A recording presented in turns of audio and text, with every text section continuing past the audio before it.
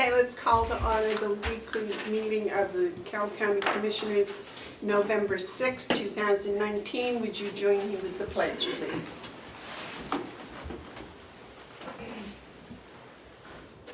I pledge allegiance to the flag of the United States of America and to the republic for which it stands, one nation, under God, indivisible, with liberty and justice for all.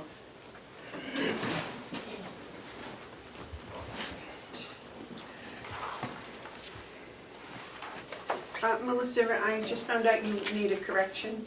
I did, and that is in the final paragraph of page 2. Commissioner Babson had made a motion that failed due to a lack of a second, and he requested that I put that into the minutes, and I apologize, a little got off track with some happenings this morning. Let's see. I have them printed. Bob, I don't need anything more than the squeezer ring. The rings. I get the bell. I don't have a blank copy. Ring? Yeah. I also corrected some of the job titles in the heading of the minutes, and let the county staff know that they were incorrect on the website. That was all. And the motion was related to the ACLU being able to come. Shall we wait until next week and then we can have the minutes with your corrections? I think she put them in. I did email them out to all of you, but we can wait until, so you can actually see what they said, of course. Well, I that's, don't have them. okay. I probably did, I apologize. Are you going to be here tomorrow? Yes. Well, we can print it. We can do that tomorrow, can we? Yeah. Okay. I do have the minutes also of yesterday's budget meeting. Just if you wanted to look at those and maybe approve those tomorrow as well. Right, I'd like to do that There's 3 tomorrow. copies for you. Yeah.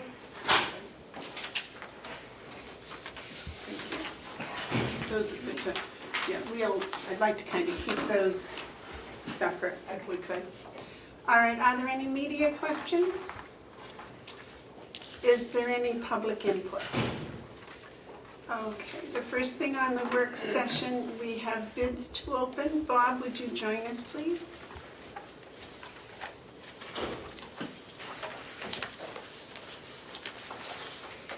Good morning. Good morning. Now, these are bids for what? Medical waste disposal at the from the nursing home and the jail. It was an RFP that I put out probably 6 weeks ago. Gave plenty of time for respondents. Did we get Stericycle? Stericycle is one of them. It'll be interesting to see what theirs is. I direct solicited, 2, 3, 4, 5, 6, 7. I get medical waste disposal there. 9. I direct solicited 9 companies, as well as it was advertised, and we're going to get 2 respondents. Here you go. Really? One of the respondents is from Stericycle, the company that we currently do business with, and one is from a company out of Massachusetts. Okay, and they sent multiple copies. All right, David, what do you have?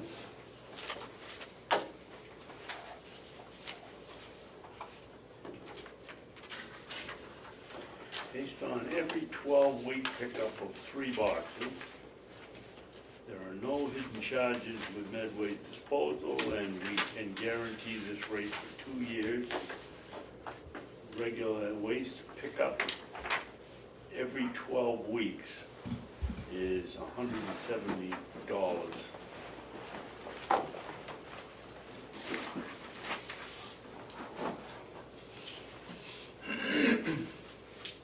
I don't know what I got here. I thought I passed some copies of the quote down, but it looks like they gave me, I don't know what you got, but when I go to page 2, it's the same as page 1, so. I got here are page the 1. copies. Oh, okay. You got something different than I got. I have warrant, just same as you. No. It's different. This is signed. No. So this must be the original. Here's another copy. Okay.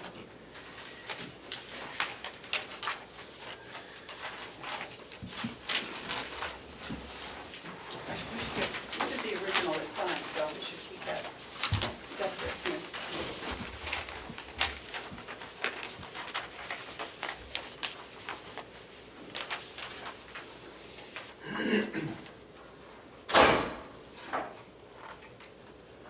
So David, you read that it's $170 for every 12 weeks? Yeah. Says pick up every 12 weeks. The frequency and the volume were dictated in the RFP. The 3 put boxes in 12 weeks. Every You put 12 weeks in it, Bobby? Okay. What do you have, Terry? Okay.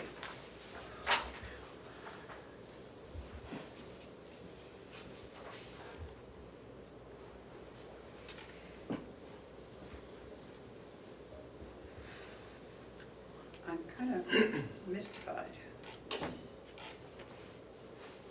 On the front they have, this is Stericycle from, there's not an address on here. Northbrook, Illinois. Okay. On the front copy, it says monthly service fee, $222.80.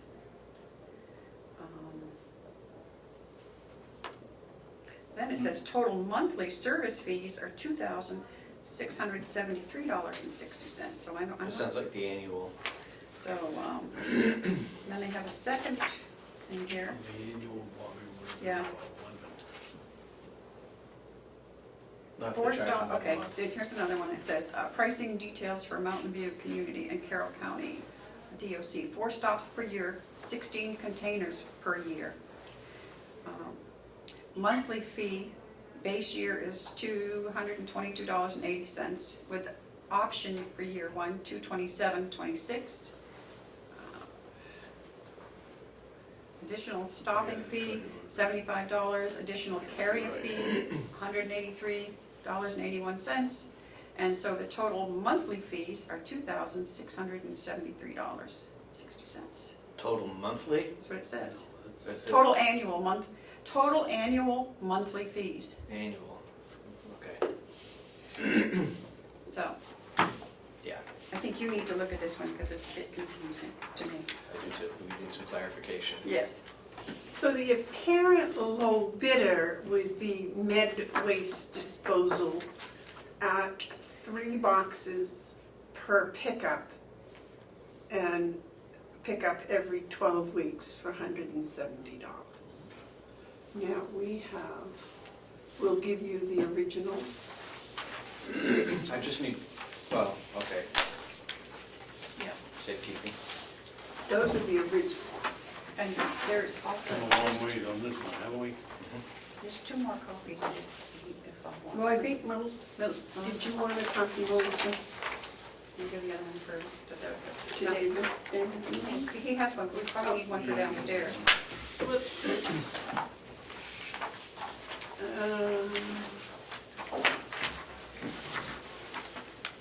I do not have a copy of the one for Med Waste. Oh, yeah. All right, Yep. I got one. Oh, you want one too? Okay. That's that. Okay. I'll be back next week with a recommendation. Thank you. Thank you very much. When does the contract run out? December 31st. Okay, sweet. Okay. Anything else from me? Yes, you're on here, but you just spoke to me about it too. Just to schedule, I had 2 things this morning. I wanted this, and just to be on the schedule for budget, that's all. Those are the two things I requested this morning, Oh, and we put you on the budget tomorrow. tomorrow. Yeah. Okay, that was it. Yep. All right. I guess that's it. Okay. Thank you. Thank you very much. Did you want to sit in on the people are coming to talk about the countywide recycling? I'd love to hear about it. When is, They're coming at 10 a.m. okay, I'm gonna be here with John's Okay. budget thing, so I'm not going anywhere. Okay. Thank you. Thank you. Jason, you're on. Jason's here for an update on the IDN. He just wanted a few seconds to tell us what he found out. Morning. Good morning.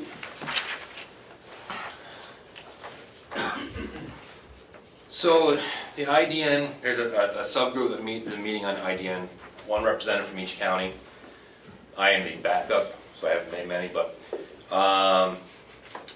they're working on a memorandum of understanding basically of how the IDN works, what reporting that would be appropriate, and the funding mechanism. And this is all just in draft form right now, so I just kind of want to make you aware that they're still working on it.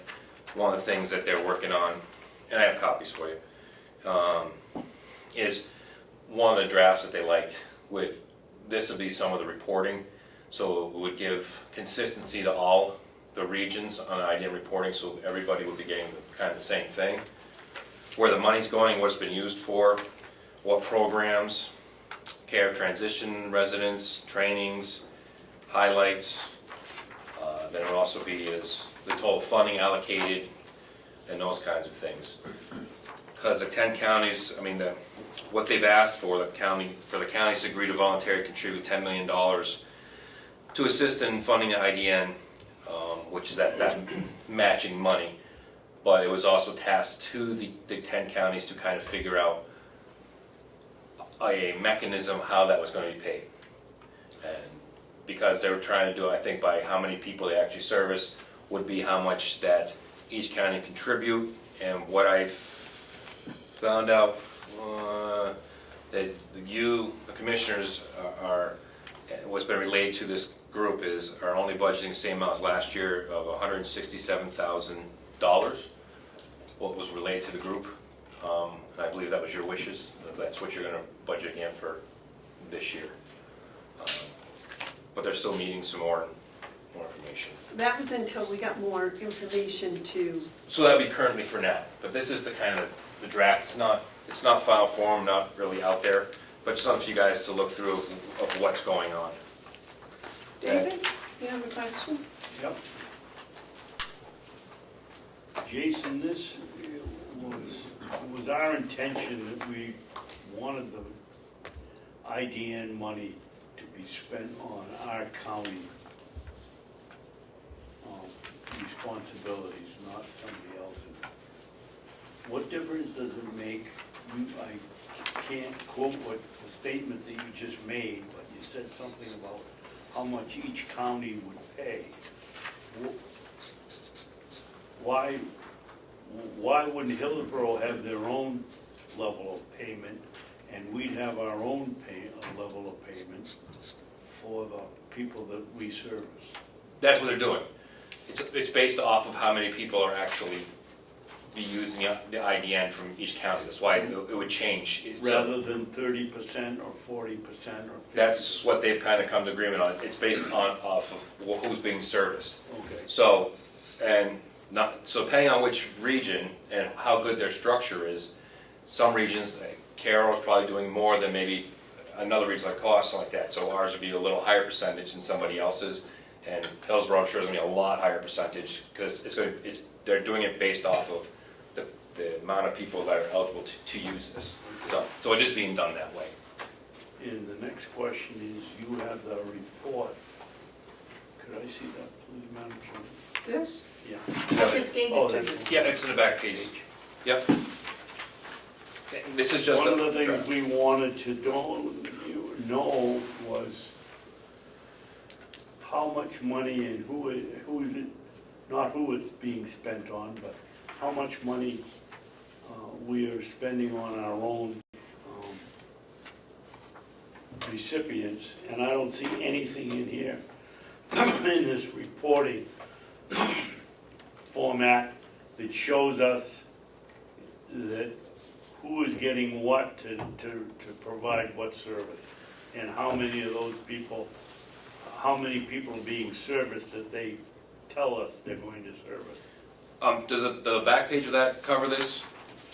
It says, this would be, so each one will be provided by the IDN itself. It says entity, amount, and people served. And then impact of funds in X county. So this would be for the county that it's coming from. Yeah, but where is it telling us what they're going to do with the money?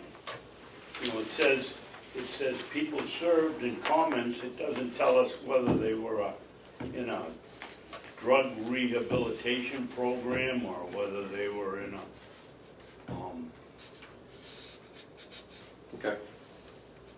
I got what you're saying. we're putting this kind of money up. I want to make sure that it's being spent on our residents and being spent properly. And to me, that shouldn't be a hard thing to put in. I can relay that. And one of the other things that we were concerned about was, we have people from other counties that receive services in Carroll County. Right. And we would like to have the other counties pay that share. And then when our residents go to other counties, we are more than willing to pay that share. I would also like to at least try to build a state of Maine for anybody coming over here from Maine. They may tell us to go shopping, but at least we could try. If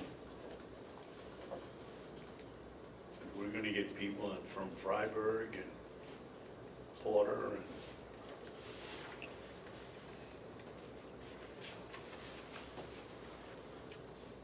How often do they meet, Jason?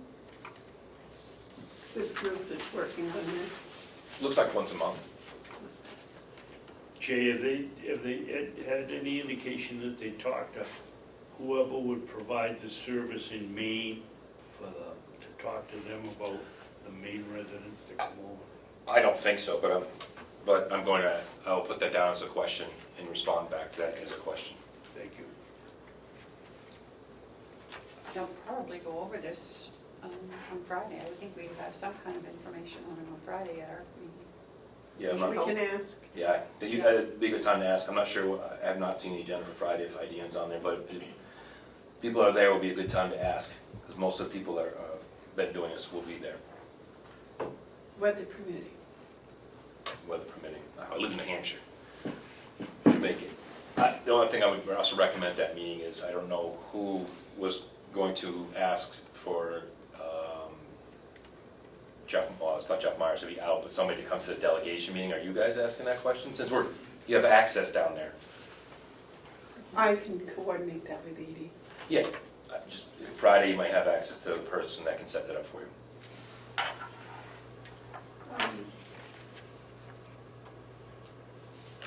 DHHS. Yep.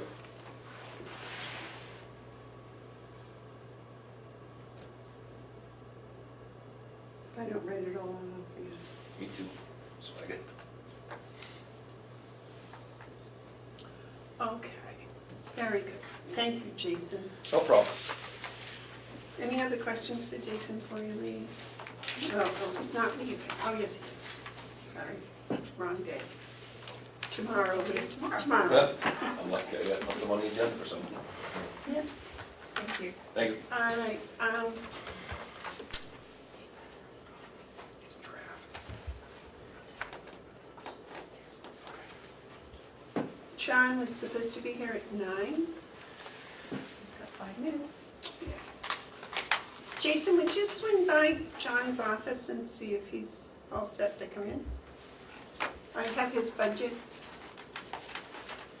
materials.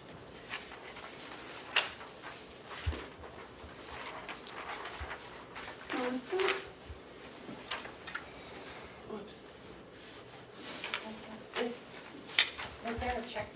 number this week? Usually you announce that at the beginning. Oh, I apologize.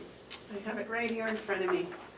The check manifest amount for the week ending November 1st, 2019 was $396,988.97. Would you like a copy of the budget for IT that we're going over this morning? Okay. Let's see. Right on time. Here we are. Good morning, John. Good morning, Commissioners. I just gave a copy of your budget to each of them. Okay. The expenditure, you have no revenue, right? I have no revenue.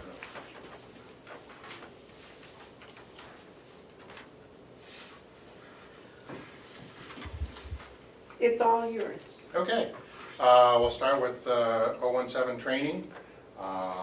We haven't spent anything yet this year, but we anticipate using that this year and again next year, primarily for training for the new ACS replacement. Avenue. The Avenue, correct. Because the new contract will include basic training, which will be fine for the people that currently use it. They should switch over fairly quickly, but as we spread that product out to additional people, they will need more in-depth training for people who don't have a history of using it. So I'm leaving that as is. Okay, maybe I'm opening a can of worms here. But yesterday, the DPW was in, and they were talking about a program they're interested, I guess they've already spoken to you. And there was some training that went with that program. Will had requested money for the entire program plus training. Is that, and said that you were going to take care of the iPad. Correct. That's appropriate for him to do the The training. hardware will come out of my budget, absolutely. And the software is his. Yeah. Oh, very good. Thank you. And I have not increased my budget any for his iPad. I'm just using it out of my normal annual budget. So this training is just with Avenue, John, not... That's the primary use. This is Not just for looking for the shut-offs. correct. Well, that's the primary use. If another department came up to me and said that they needed some additional IT-based training for whatever product they're using, that's where I would put it. So, 029 licensing, this is my antivirus, my backup, anti-spam, things like that. I have some anticipated price increases from Barracuda. Other than that, it's identical to last year, same number of line items, covering the cost increases. Do you know why the cost increase? They do that every couple of years. I have no say in the matter. Well, my recollection was when we originally signed up with Barracuda, it was $6,000. I forget whether that was a month or a year. I think it was. For you. These are annual. A year. I think it was a year, and that was a good 10 years ago. What are we paying them now? Do you know? 75, 1350, 1500. So, let's see, 10, 5, 10, 7, about 12,000. Okay. We've also added we've added additional backup capacity since then. And we also have our email archiver, which we didn't have back then, and that's probably a third or more of it right there.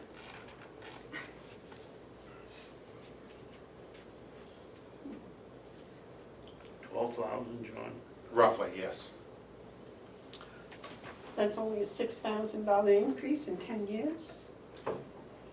If my memory's correct, and I think it is. We started, we've rolled out backup appliances. I don't think you were even here when we signed the first contract. Yes, Barracuda has always been through me. Has it? Absolutely. So we started with small backup units at the jail and at the nursing home. We've since added much larger capacity devices for the servers in this building as I took over this building. So we have more than doubled in our capacity, backup capacity. And Sounds like a very good deal. we have to have backups. And Barracuda is a great device, great appliance, it works phenomenally. There are certainly others out there, none that are any less expensive. So we would need to pay somebody something for those capabilities. 036, supplies and repairs, same as it's been for the last 2 or 3 years, haven't increased at all. That's just my day-to-day, week-to-week, when I need something. You know, I go through a handful of monitors every year, they fail. It comes out of my miscellaneous stuff. Okay, all those boxes that arrived in the office the other day, has that money been put it back? That's not shown here in this 2,500, right? 2,500. Your supplies and repairs, it says your actual dollars as of September 30th were 2,590. Probably not. It probably hasn't worked its way through the system yet. So, and some would come out of 036, and a lot of it would also come out of 097. So do you anticipate that that's going to be closer to 11,000 at Yes. the end of the year? Yeah, absolutely. It's been very steady for the number of years that I control my budget.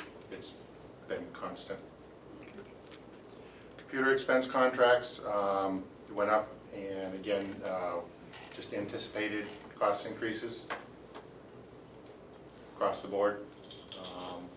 We've reached out to all the various software vendors and their quotes for next year, and it's reflected in here. There's no new contracts. The biggest increase was, I think, one of the MVC contracts. We were on a partial year last year, we're on a full year this year, so that doubled, and that was the biggest single increase.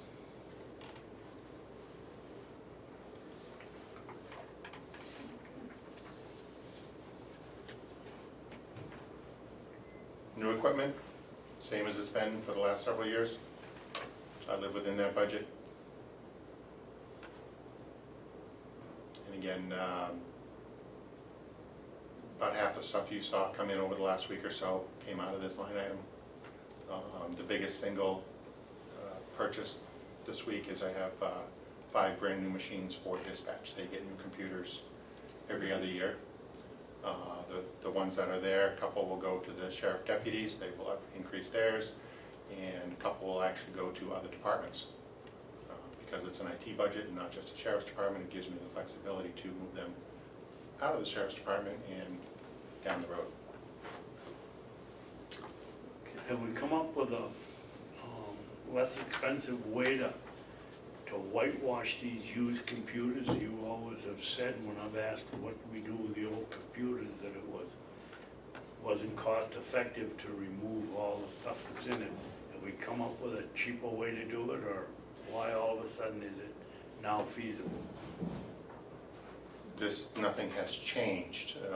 By the time I deem a computer for retirement, it's at least 8 years old, minimum. We use them that long here, just because of today's world. When I take them, I wipe the hard drive to ensure that there is no data left on them. If anybody wants one of them that has nothing on it, no licensing, nothing whatsoever, they're welcome to them. I have a whole room full of old computers that I'm about ready to send to the recycle company. If they want them, they can have them. But by the time they buy a license of Windows, and I just bought some licenses of Windows that are $140 each, and then pay somebody to install that, you can get a decent refurbished computer that's 3 years old for $300 to $400 max, and a nice one, as opposed to spending $140 some odd to begin with, plus doing all the work for an 8-year-old computer. So if somebody wants them, they can have them. I don't want them. To me, it's just a thorn in my side to get rid of them, but I do make sure that all data is completely wiped off them before I recycle them. Are any of them laptops? I have a handful of old laptops, yes.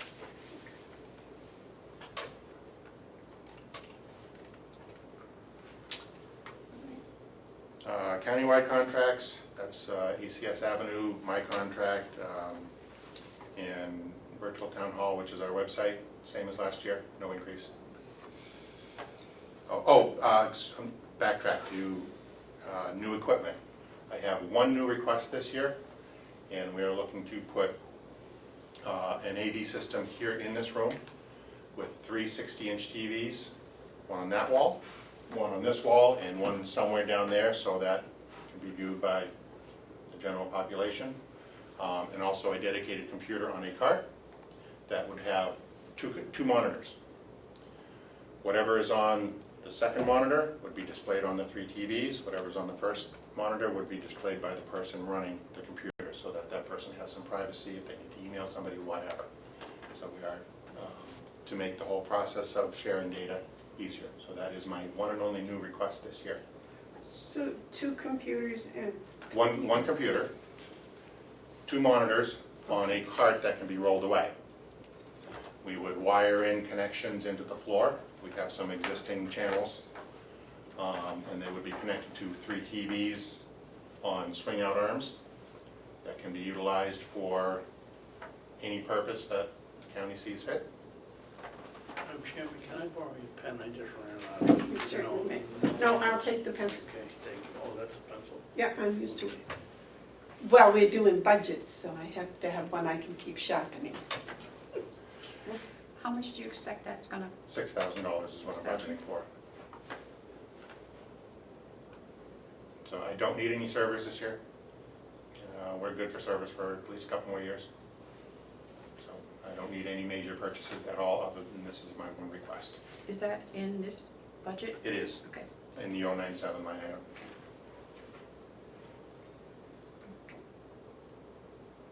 And apparently I jumped over 068, my apologies. Communications, that's phone and internet.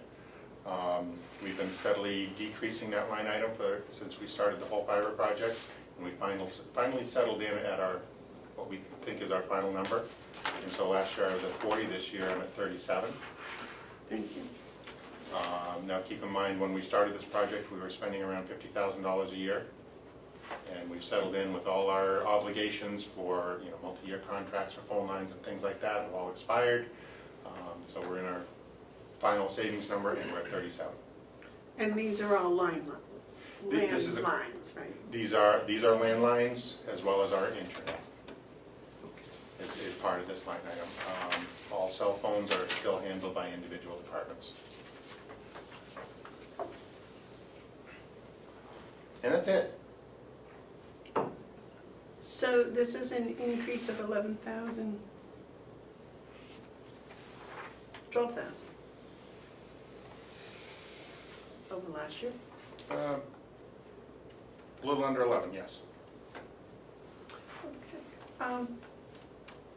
Did you have any line item transfers this year? No.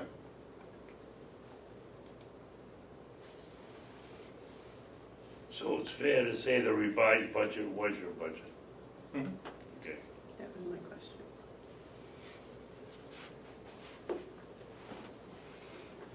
Now, I have a question. I thought when Avenue was here, their Avenue contract was changing. If that is, they haven't informed me. I have the same amount of money as I had last year. Now, we increased it last year so that we could add the purchase order module, and I did not increase it this year. As far as I know, it's the same as it was last year, that's what I've been told. Okay. So, I thought it went up. didn't you think that the ACS was going to go up Avenue? Yes, but are we going to encumber the money for the purchase order modules?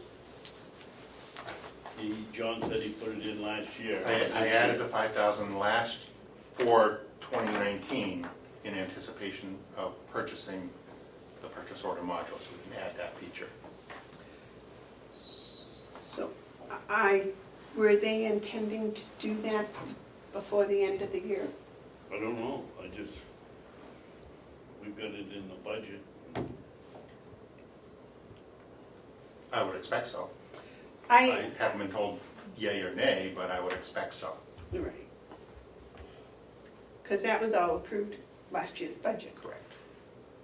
What's the title of that purchase one? The Avenue Purchase Order Module. Purchase order.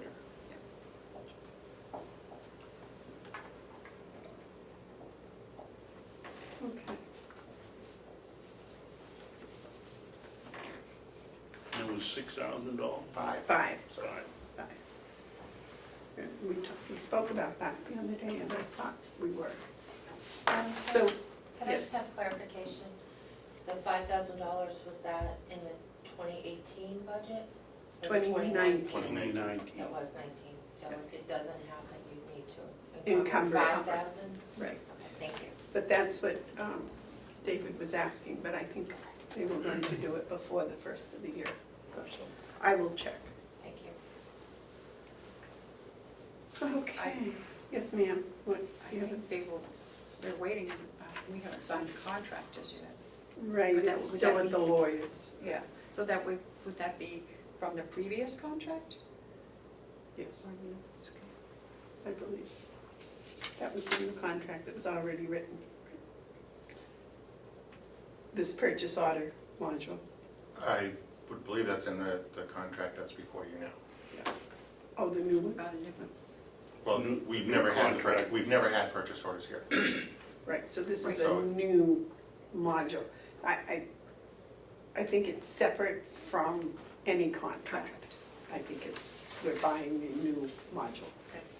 We are purchasing a new module. We never had that capability. Okay. What else would you like? I see you've given us everything you need. What else would you like? I'm good. No, we're coming along.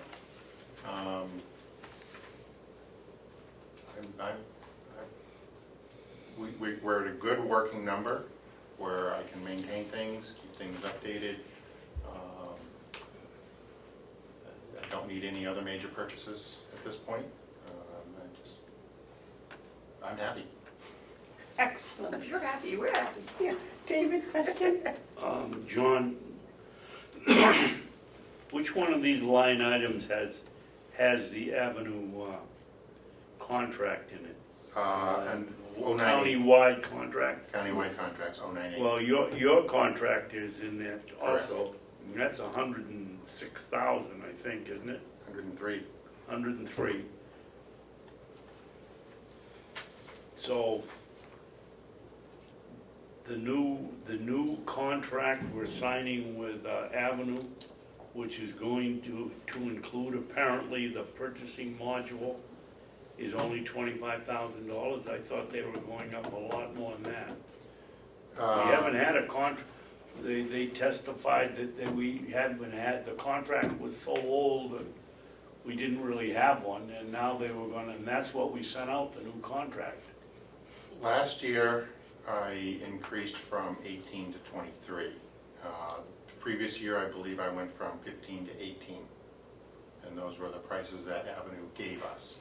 But it 15 wasn't Avenue then, it was Xerox. It went from ACS to Xerox to Conduent to Avenue. Okay. And so that's been the history of that line item in my budget. So how much, are you sure it's only 25,000 this year? 23. And I've been told that that's what it is. Okay, thank you. All right. Now, do you have any long-term plans? One of the things we are looking at doing, and when Bob brings up his maintenance budget, you'll see some items in there that we kind of cross over with. We did a mock disaster drill here within the last couple of months, and we identified a couple of deficiencies as to what would happen if this building was no longer serviceable for whatever reason, as to how we could relatively quickly, and relatively quickly means within days or a week, get the rest of the other buildings up and running. And so when Bob presents his budget, we are looking at adding a fiber string between the annex and the jail. Because right now, both the jail and the nursing home, their fiber comes directly to this building. And so the path to go from the nursing home to the jail actually flows through this building and back out. So we want to have a redundant conduit, fiber between the nursing home and the jail, so that if something happened and this building weren't serviceable, I could move things around and link those two directly to each other. Redundancy, disaster recovery purposes. I purchased one additional piece of hardware, a couple $100. That's a spare for one piece of hardware that I identified that I did not have a spare of. But all my major hardware throughout the whole major infrastructure that allows everything to talk to, I have spares. Okay, excellent. Yeah. Excellent. I'm a great believer in backup systems, Absolutely. especially technology. All right, any other questions for John? David? No. All right. Wow, that was sweet. Thank you very much. John? Thank you.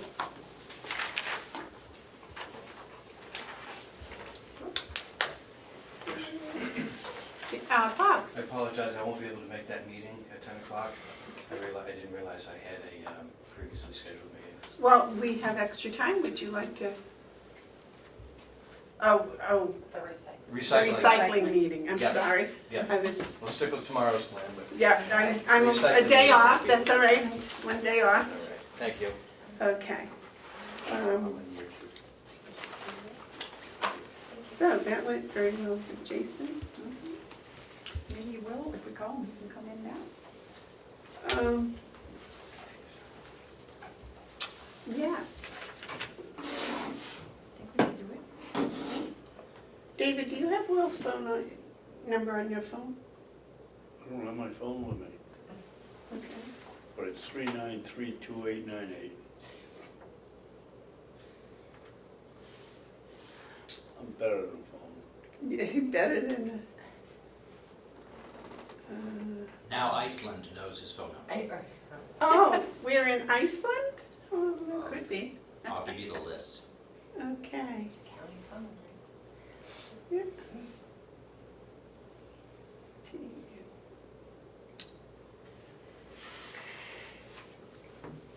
Susan, how's everything in Sandwich? Just dandy.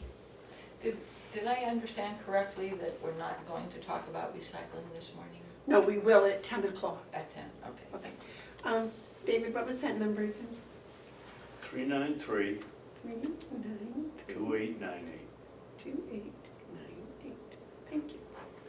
He sets up all the contracts for the waste management and what we have to do to move the jail rubbish around. And he just- Hi, Will, this is Amanda Bevard. Could you come over early? Now?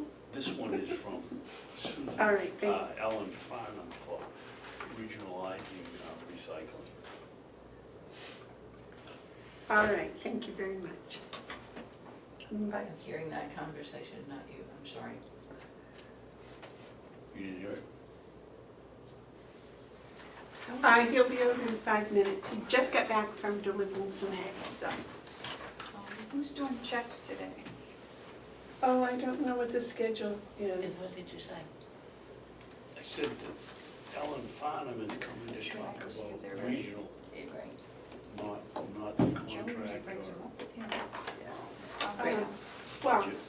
there was something I wanted to discuss before Will gets here. Okay. It has, remember several months ago, we came up with a plan that if one of the 3 commissioners wasn't going to be here to sign a check for whatever reason, that we would call the business office and tell them to use our stamp, and then they were going to email back a verification, and then we would. Yes, that was, I think, when Commissioner Huntsell was here. Well, That and, way we'd know that the checks were gonna get done. right, in any case, apparently we didn't write that up as a Policy? policy. Do we really need to? Well, there was been another question that came up, and I went to look to find the policy, and we didn't have one. But the question that came up was for our treasurer. If he's not going to be here to sign checks, and he wants to use the business office to use his stamp, he also calls and gets it verified. But the question was, what if he has, it's all the checks and he has the assistant treasurer sign the checks? And that's what I was looking up in the policy. We don't have a policy, so I couldn't find that information. I think we settled that he would call, in this case, Pam, and she'd come in and tell us she was gonna do it. Okay. Well, that was kind of my recollection, that he would, as she is his kind of employee, that he would direct her to sign the checks. Madam Chair, I thought we made a policy. I just was cleaning my desk at home a couple of days looking for something, and I thought I saw something that we had, maybe it was just something we wrote up. I think that's what it was. It was something we wrote up and it wasn't, but I'm pretty sure, we all agree that it was for the commissioners to call the business office, and then the business office would email verification. So we, okay, commissioners call. What is the problem? Well, is when the treasurer wants the assistant treasurer, does he just call the assistant treasurer and ask her to do it? And then she notifies us? He's the treasurer, it's his responsibility to get the check signed somewhere, one way or another. I would think that he'd be responsible for calling Pam or the assistant treasurer and saying, would you do the checks today? And that would be sufficient. I would think so. All right, so can we make a motion to add that to the policy, or to create the policy where the treasurer can't sign checks, he'll ask the assistant treasurer, and that's their business, not ours, right? Okay. So I make that as a motion. I will second. All those in favor say aye. Some discussion. Okay, discussion? I'm not gonna vote for it. We're paid to do a job, and part of the job is taking responsibility for what you're supposed to do. And I don't think we need a policy for someone to, I know what my job is, to be here on Wednesday mornings at 8:30. His job is to, besides the financial stuff, is to sign the wage checks, and then we all share. Just, you know, the only policy we're missing that I can see is how to exhale. I'm not voting for it. Okay.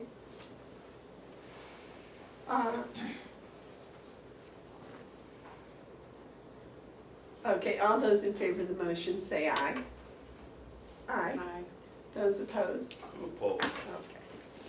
Motion carries. So if there's question in the future, the treasurer and the assistant treasurer, that's their business. Okay. That was quick. Okay, now as you remember, yes, we run down and see if the check for the truck is. Do you want me to do it? Yes, Just that would be ask very if the nice. checks are ready? No, the check for the truck is ready. I just stopped in and asked her. It's in the computer, but she's got a couple more to put in before she can print them all off. Okay. Okay, So that's the status so on it. if you would come and join us. Thank you, Will. Sure.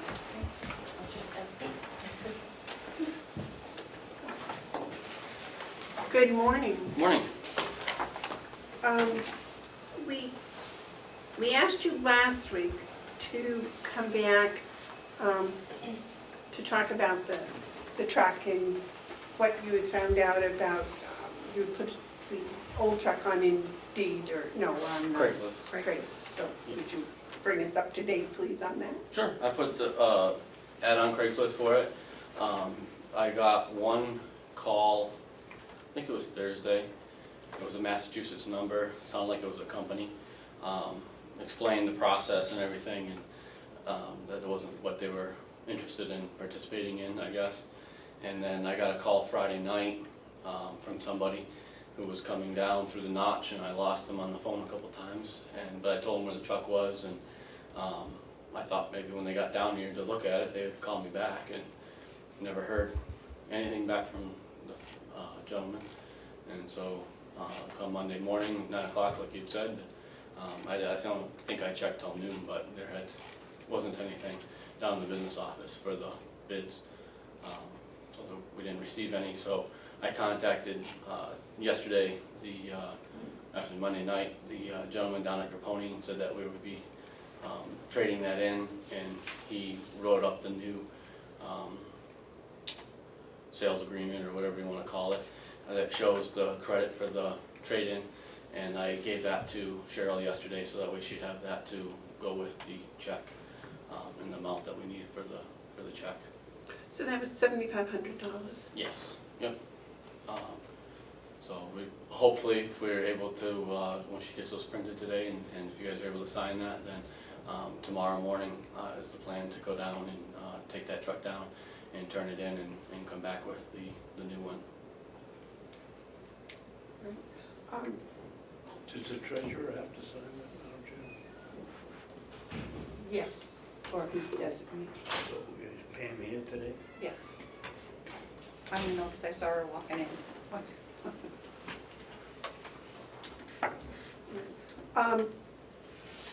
Refresh my memory for me, did we vote last week to buy the truck?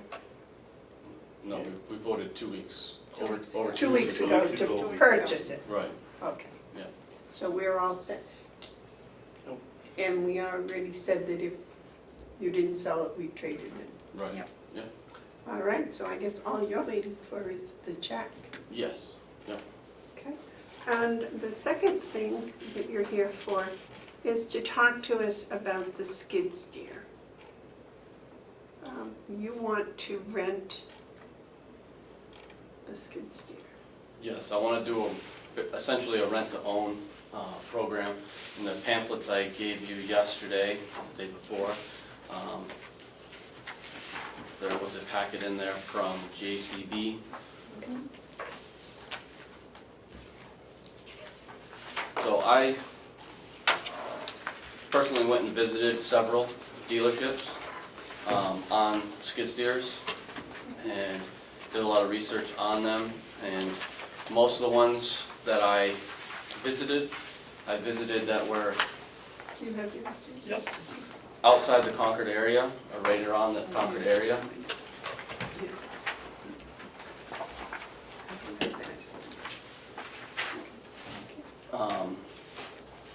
Obviously, we have an MB here in the county, which is affiliated with the one in Tilton.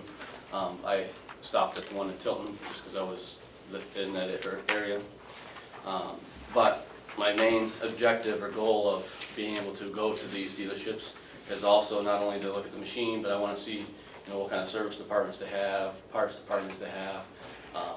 I get tired of having to go a long ways to go get a part when we're in emergency. I have to break off, or I have to break one of my guys off to go down to get stuff. So I like to have a place that's not too far away. And Concord isn't that far away, considering I'm 15 minutes out, so I can get it on my way into work or on my way home if need be. So that's part of what I took into consideration. And the other part is we've been asking for a machine for 3-4 years now, and we haven't gotten it, and now we're getting to the point where we really need something because we don't have the inmate labor. So that's when I started asking the question about these rental programs. That kind of narrowed down a few of the options. So when I went to them, I asked them about the rental program. I also asked them about government pricing, and I explained to them that, if we get the money approved, I wouldn't be able to, if it gets approved, it wouldn't be approved essentially till April 1st. And at that point, we would have to go out to bid for the machine. So I asked that they give us the honest best bid price that they would give us, even though it's not an official bid through the mail, give us the bid price, because if we're gonna get money back on the rental, for example, with just JCB, we pay 10,000, we'll get 7,000 back. That's gonna, all those factors are gonna play into the factor of what we wanna buy, you know, when we come in the springtime.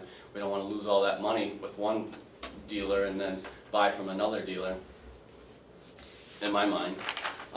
So that's why I pursued that. The Bobcat and the JCBs were pretty close in price. I had given you guys the Bobcat one earlier too. I think it was a couple $1,000s difference, but being that close of a price, the JCB was a couple thousand less, but I just liked the machine better and the safety options with it, as far as the door being on the side and the visibility. I liked the rental program a little bit better. I think it was a better deal. We're looking at $2,000 a month for the machine for 5 months versus $3,000 a month for 4 months. The JCB was only going to give us 70% back versus Bobcat was going to give us 80%. But, you know, so there's a difference of 10% there, but we're also looking at quite a bit of difference in price. So it really kind of evens itself out, in my opinion. And so that's kind of, and I have several jobs in mind that this machine will be used for. This year, right now, our first obviously use will be having the snow blower on it for the sidewalk around here and doing the loading dock and around the perimeter of the jail. I mean, there's several different areas that it'll be, even this tight area up front in front of the nursing home, which is extremely hard to plow with how tight it is up there. That'll be used in a lot of those different types of areas. Come springtime, spring cleanup, you know, there's lawns that always need to be fixed. We try to use our loader the most we can, but sometimes being a big awkward machine can be hard.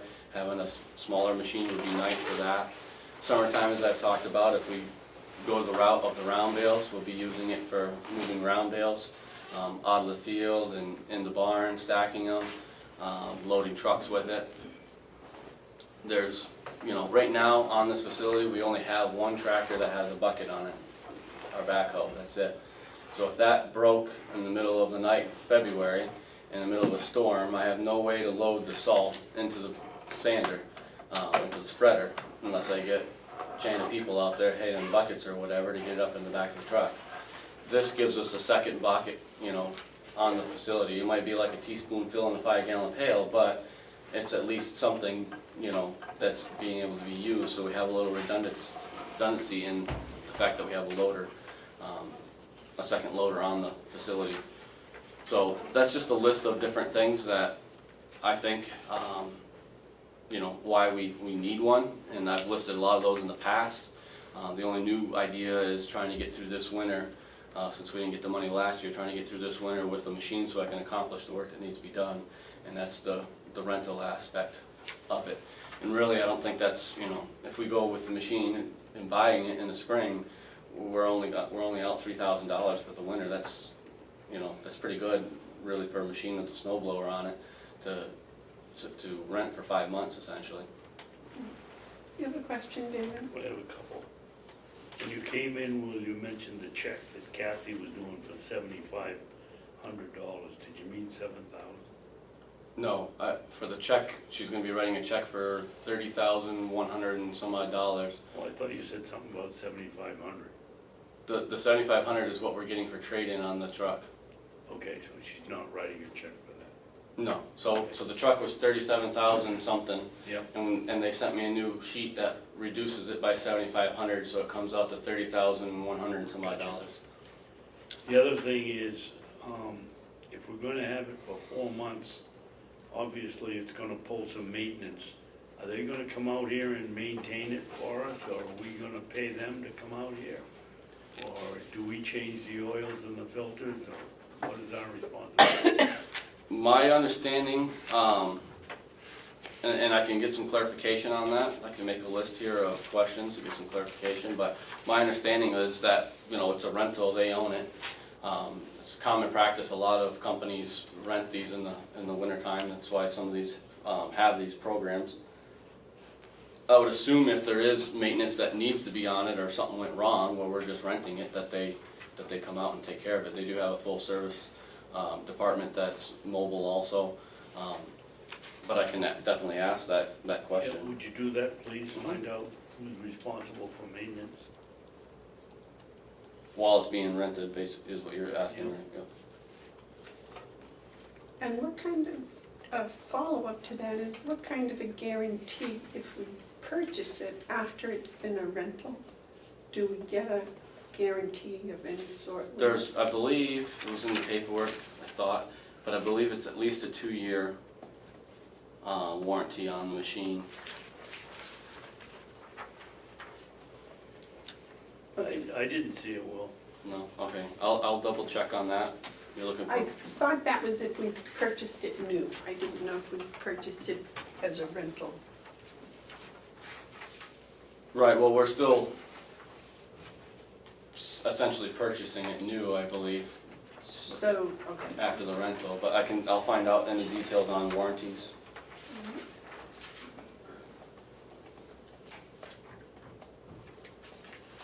Now, Will, for this machine to rent it, Mhm. the rental includes the snow blower and a bucket? Yes, Is that a snow bucket or a dirt bucket? it'll just be the regular bucket that comes, standard bucket that comes with them, which, it's not a special snow bucket, it's just a standard size bucket that comes with it. Gravel bucket. Yes.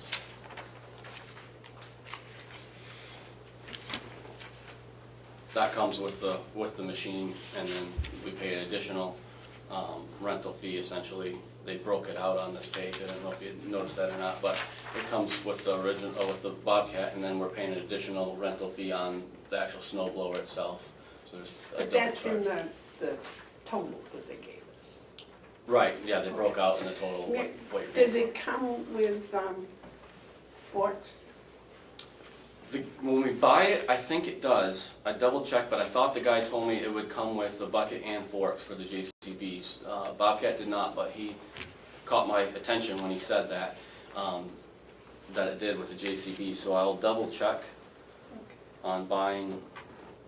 Because they're just so handy to have. Oh yes, I totally agree. I mean, we have them for the other, the backhoe, and it's, we use them probably more than we use the bucket half the time, I bet. And I apologize for my ignorance about these little machines, but do they like have the quick hitch, you know, where you sit on the tractor and Yep. release one bucket and pick up something else? Yes. You don't have to get out and wiggle things around. Yep, the difference with most machines, these ones have it's electric switch that you hit and it'll deactivate it, so you go to the next one and it'll hook up. Almost all machines have them, they're electric, except for Bobcat. That's one difference that I looked into with Bobcat, is they're hydraulic versus electric. Some people say that's better to have the hydraulic than versus the electric. So that's one of the pros that Bobcat, touts for selling theirs, that, ours is hydraulic versus everybody else on the market is electric. And I did verify that after I went to Bobcat. I started asking that question to everybody, and they all seem to be electric. But I think that's, fine. Is your tractor electric or hydraulic? For what? For, Changing buckets and things? it's me. I was gonna say it's manual, isn't it? It's manual. Oh, it is, Yeah. okay, all right. So is ours. Yeah, so is mine at home. So we're not, ignorant about that also. Yeah, I guess it's kind of a standard feature with these machines, it seems now. And it comes with a cab? Oh yeah, it's a heated cab, heated air conditioning cab. Way past my knowledge. Oh yeah, this isn't, like we're gonna be stuck out in 30 below weather running this thing. It's a nice cab, and you get inside of it, it's heated air conditioning, radio. It's got these new suspensions in them nowadays I that, don't know if he needs all this stuff. What's the life expectancy?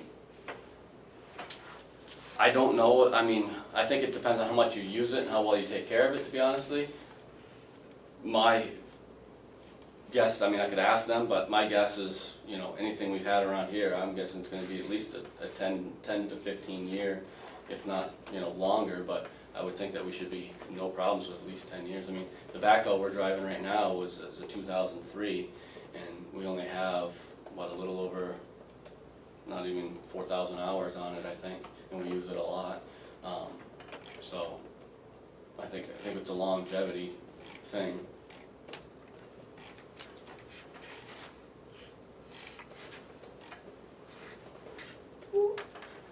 What do you think, Terry?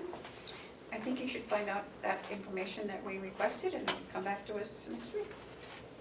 I agree, we asked the question, but important to get it in. So can I review the questions to make sure I have all of them that when I call this gentleman? Sure. I got the service/maintenance while it's being rented that Commissioner Babson asked. I got the warranties that Commissioner Bevard asked about. And also, does it come with the forks when you buy it? And then in a bucket while we're renting. And the life expectancy.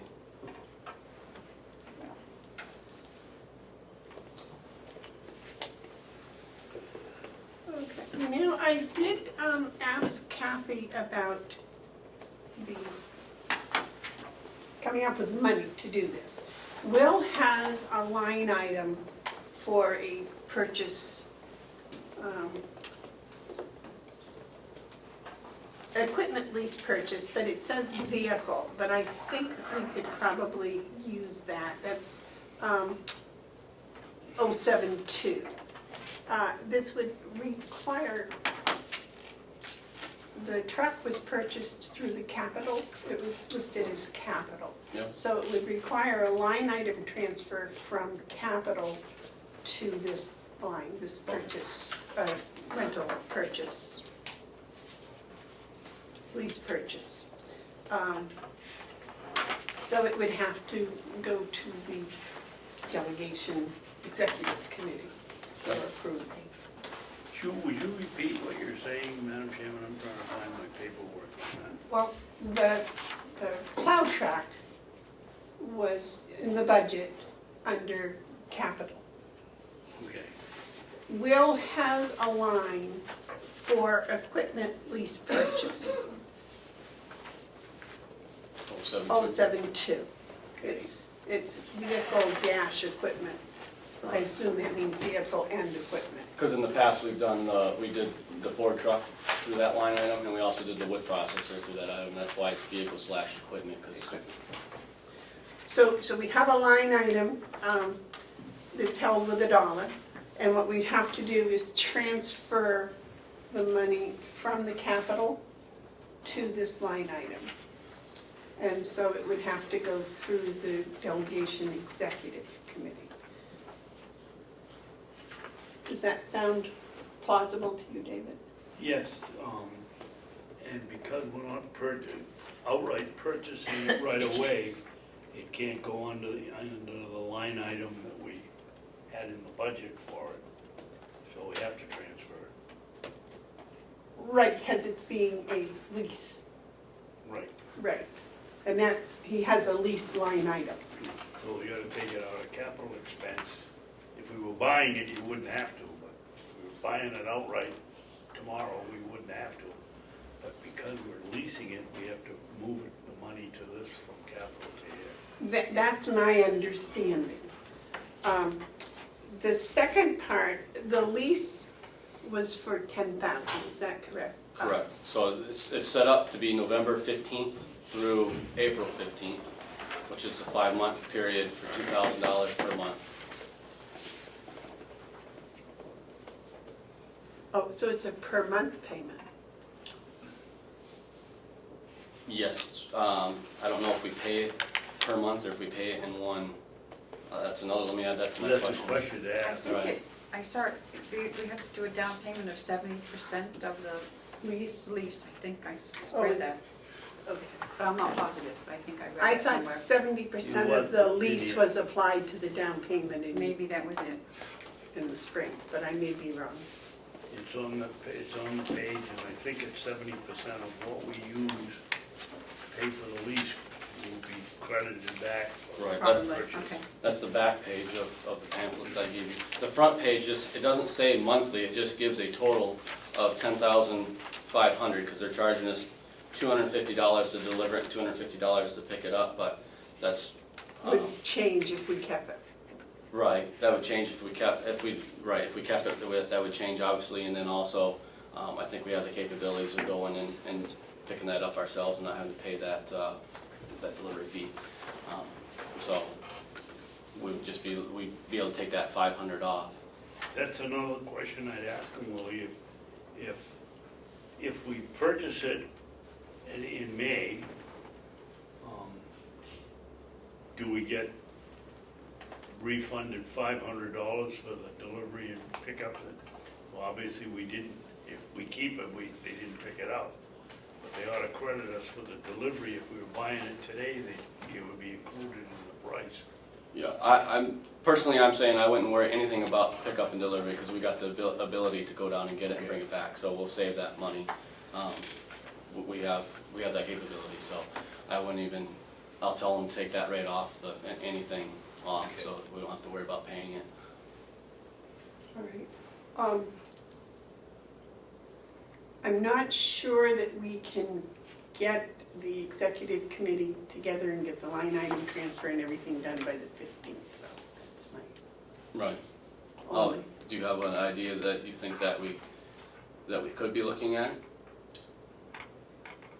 Do they have a meeting scheduled? No. How long does it usually take to get the executive committee together? A couple of days. So, It's 24 hours notice with no advertising, so it's, I would say, when is the 15th? That's coming right up, isn't it? Today's the 6th. Yeah, I would say probably the 22nd might be doable. I don't think they'd have any problems running it from November 22nd to April 22nd. I wouldn't think so. You know, just tell them it may be Right. a week or two. Give us, Some time to get that money moved, basically. right. And we're not gonna make a vote on it until we get all your answers back, which will probably be next week, Right. because it'll take you. I mean, it's, if I can get a hold of this guy, it's a matter of a phone call to answer all these questions, probably. I mean, it's, I don't know what your schedule looks like today, how busy you guys are, or what you have lined up, but if I can get a hold of the guy, I can come back in an hour or two, whenever you have time in your schedule, and try to answer him. If you could do it within an hour or so, yeah, because I expect we'll be here until noontime. Right, so I mean, if I can get a hold of him, I can get these questions answered, and then if I can't get a hold of him, I might have to wait till next week or something, but. I'm sure we'll be here tomorrow too. Right. Right, for budget. Is that all right, David, if you can get those Fine. answered and come back to it? Yeah. I don't want to put a lot of pressure on you. I know you've got stuff to do to get ready for tomorrow. Right, no, we are, but this is also a very important piece of the puzzle here, so it warrants the attention. What is the official forecast at your But, Public Works Department for tomorrow? It's looking like rain to begin with, and then as we get later in the afternoon and the evening, we may get some snow from what I'm looking at. We're right on that borderline of 3 to 6 and 1 to 3, so who knows Tomorrow night. tomorrow evening. Looks like most of it will be out of here by midnight, for the most part, the way the storm was running through. So hopefully it shouldn't be a big storm, but it's also the first one of the year, so we got to get the corks worked out of the machinery and such. But hopefully it won't be too bad for that, so we can Okay, get a, but the snow isn't going to start until later tomorrow afternoon? sounded like tomorrow afternoon, and then it was going to get heavier in the evening. It was going to change over and get heavier in the evening, but like I said, not significant anyway, so. All right. From what I gathered this morning, watching the weather, and had to DVR and had to back it up 3 times to make sure I listened to it properly. All right. Any other questions for Will? No? No, thank you. I'll see if I can go get a hold of this guy, and if I can, I'll let you know that I haven't the answers or not. All right, yes, ma'am. Madam Chair, I just missed the total amount that the check is being written for the truck. I think you said the amount. I'm sorry. 30,100 and, 49 or something like that, wasn't it? I'm not sure. I don't have the, I gave the copy to Cheryl. Would you mind bringing that back when you come, if you come back? well, he has to, Yeah, I gotta get it from Cheryl. She has the only copy of it. Or the number, just for the minutes, I want to put it in. Sure. To keep it straight. well, and if you come back with the checks, we'll sign it. Okay, it'll depend on if she's all set for that. Thank you. Okay.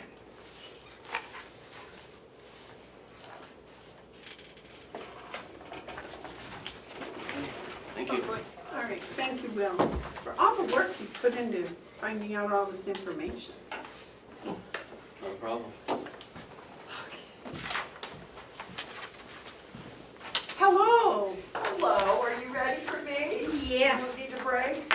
You're early, that's wonderful. Oh, I know, I didn't know how long it would take me to get through the construction. What's your step? I will. For the purpose of the camera, when you get settled, would you introduce yourself? I would be and happy tell us to.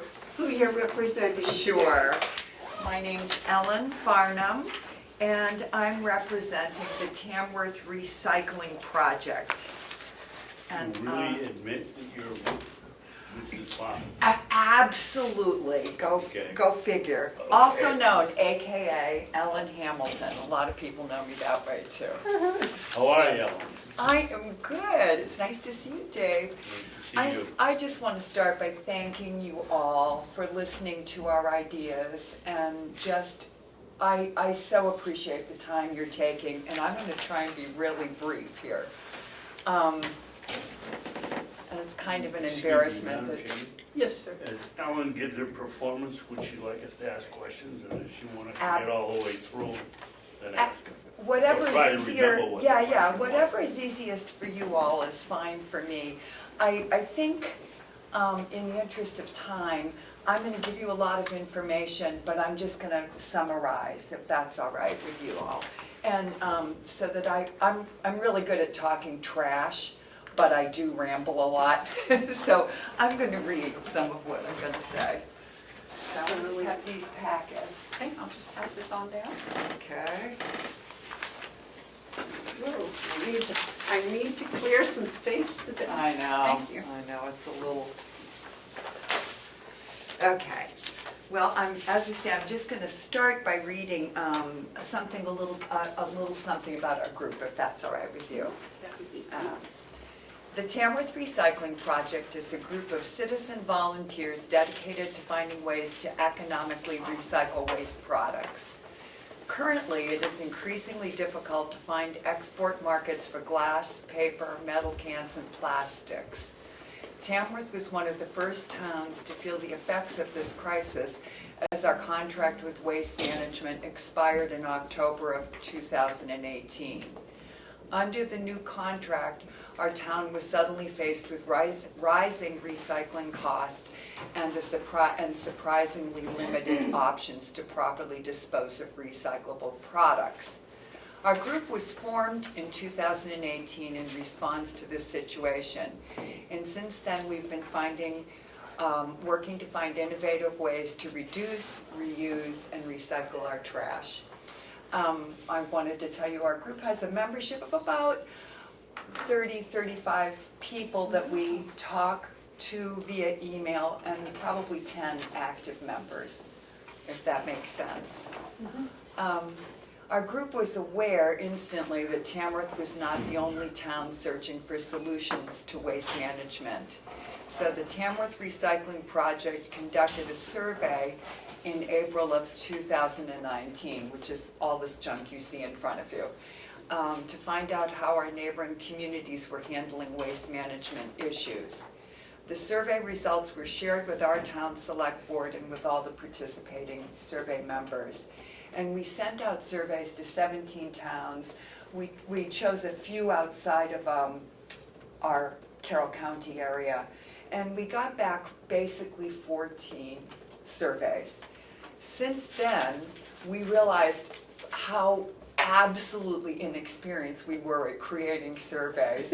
And we ended up with many, many more questions than we had answers for. So we did do an addendum, and that's actually the first big page. And I would. Excuse me, Ellen, Yeah. what did you say, how many responded out of 17? 14. Thank you. And we went out, what we did is we tried to fill in any missing information via phone calls to transfer station superintendents or going on visiting. We spent a lot of time looking at town websites. So it again, I think what I was the most stunned by was how incredibly complex this issue is. And over and over again, that the towns handle recycling in very, very different, innovative, creative ways. But we all are basically working alone, reinventing the wheel every time. So if you can turn to the paper that says discussion points for meeting, I think it's the second, it's like that, yeah. Okay, and do you mind if I read this? Would that be helpful for the benefit of the camera? It would, I think. It's be pretty very- short, it's pretty short. And I'll just read it aloud. These are kind of, the first section is about the problems that we see, and the second section is some suggestions that may be something that you can help us with, maybe not, but they're our best idea of what we could do. So here are the things we noticed. As we surveyed the towns in Carroll County about their solid waste management practices, we discovered that our area transfer stations face many challenges. Recycling markets are dynamic and unpredictable, and the markets for many recyclables are increasingly scarce, resulting in rising costs. And yet the need for recycling has only become greater as our landfills are filling rapidly. May I interrupt Please for do, just a please second? do, at any point. Totally ignorant because why are the markets becoming scarce? That's a great question. Part of it is that we previously shipped an awful lot of our waste products to China or overseas, and they no longer want our stuff. So that was a huge piece of why it's dropping out. I think also it's becoming more apparent to just go into the plastic issue, which would take me all day. I'll just scrape the surface of it. So many different types of plastic, and it becomes cheaper to just produce low-cost plastic than to recycle it. So economically, it's hard to find markets for people really interested in doing this.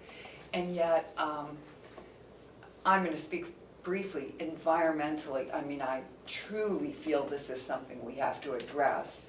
But there's also the economic argument. In my town, in Tamworth, I would say that economics is a real important consideration. You have people like me that would do anything to work on this issue just to save the environment.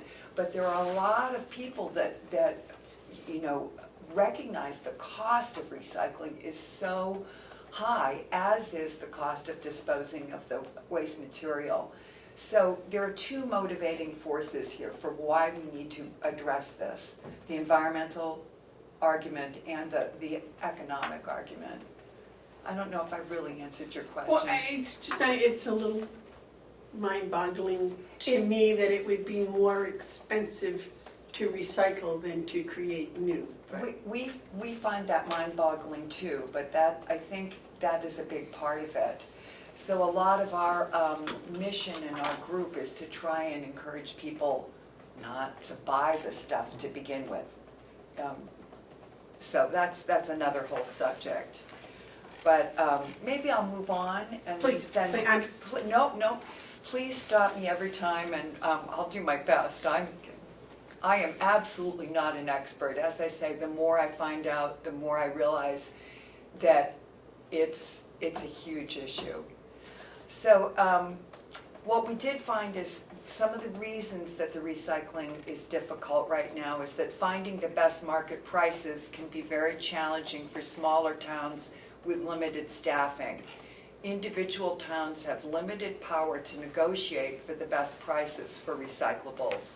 Don't you work through, I forget now what the name of it is, but. Waste management and NRRA. NRRA. Yep, we do, but it's still, it's astonishing what a full-time job it is. And there are complexities of your contract with once you have, I'm maybe going off topic, but briefly, some towns have flexible contracts which allow them to basically shop for the best markets.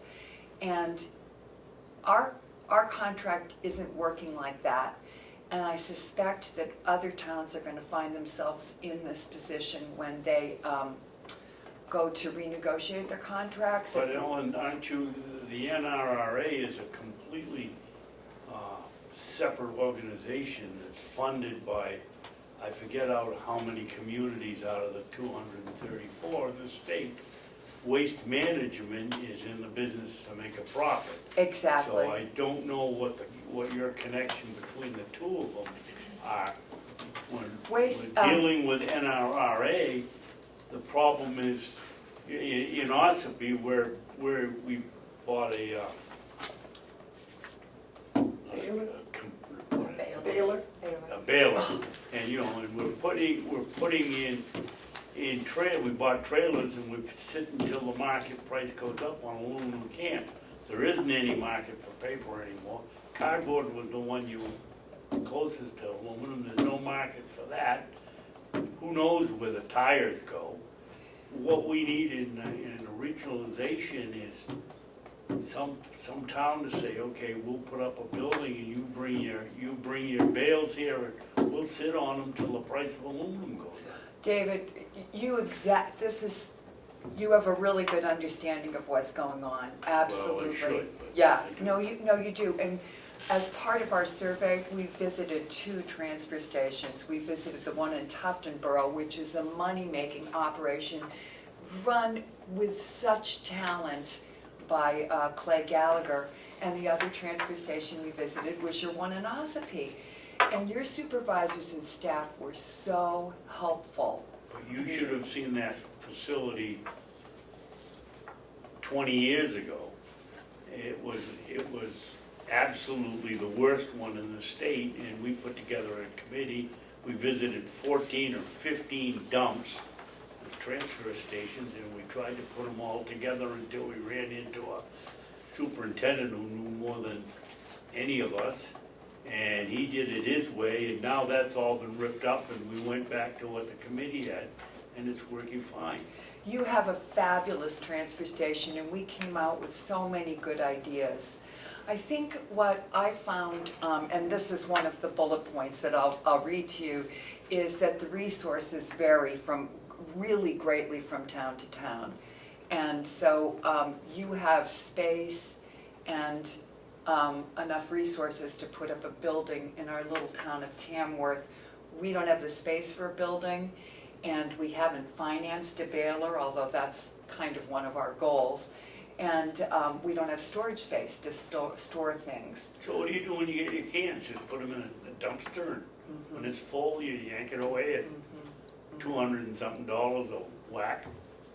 Well, let me go on, and then I think you'll find that maybe you and I may have some of the same solutions. To further answer your question about NRRA, we absolutely appreciate them, and if it wasn't for NRRA, Tamworth would not be recycling glass. They found us and got us the market for the crushed glass, and they were tremendously helpful through this process and continue to be a very good resource for us.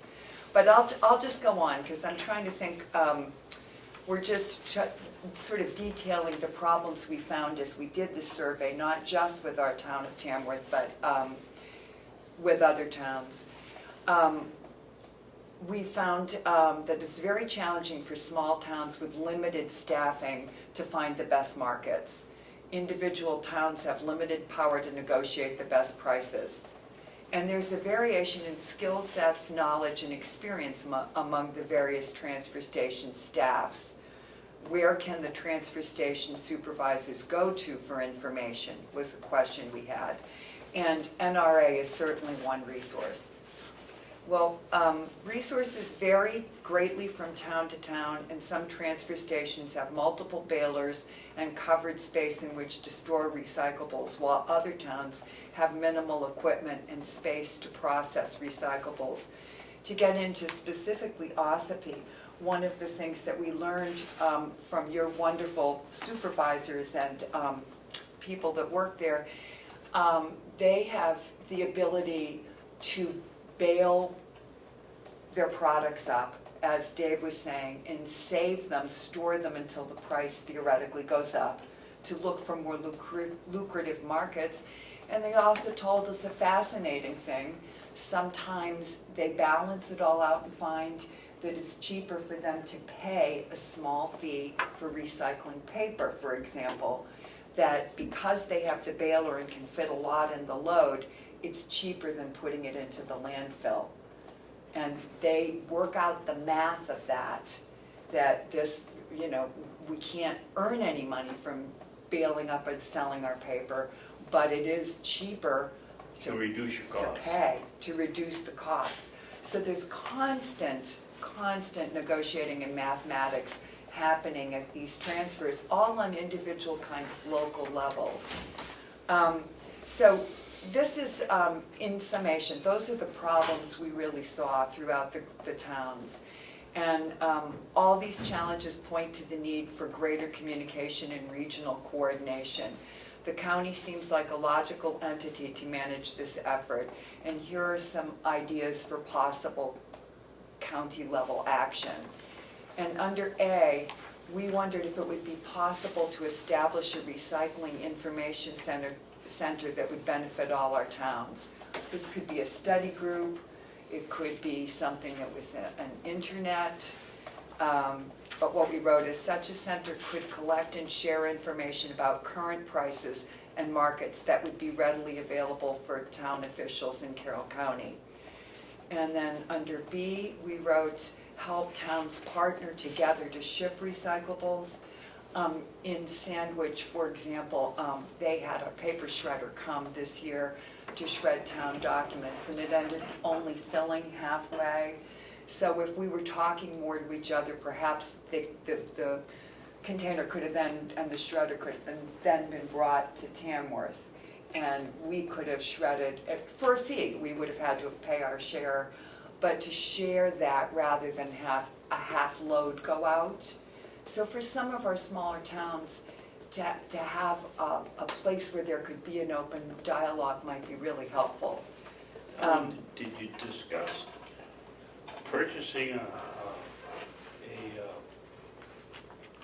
A baler? a truck regionally to No, haul? no, although that's a really excellent suggestion. Because we're paying a pretty good penny to Waste Management to come up here and haul out of here.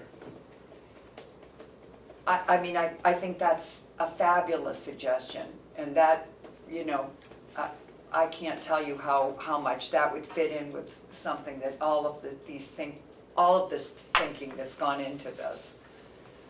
But, you know, it's, the other thing under our point C, I couldn't help but think how incredibly important it was for our supervisor, Glenn Johnson, to have an opportunity to talk with your supervisor here in Ossipee, with Bruce.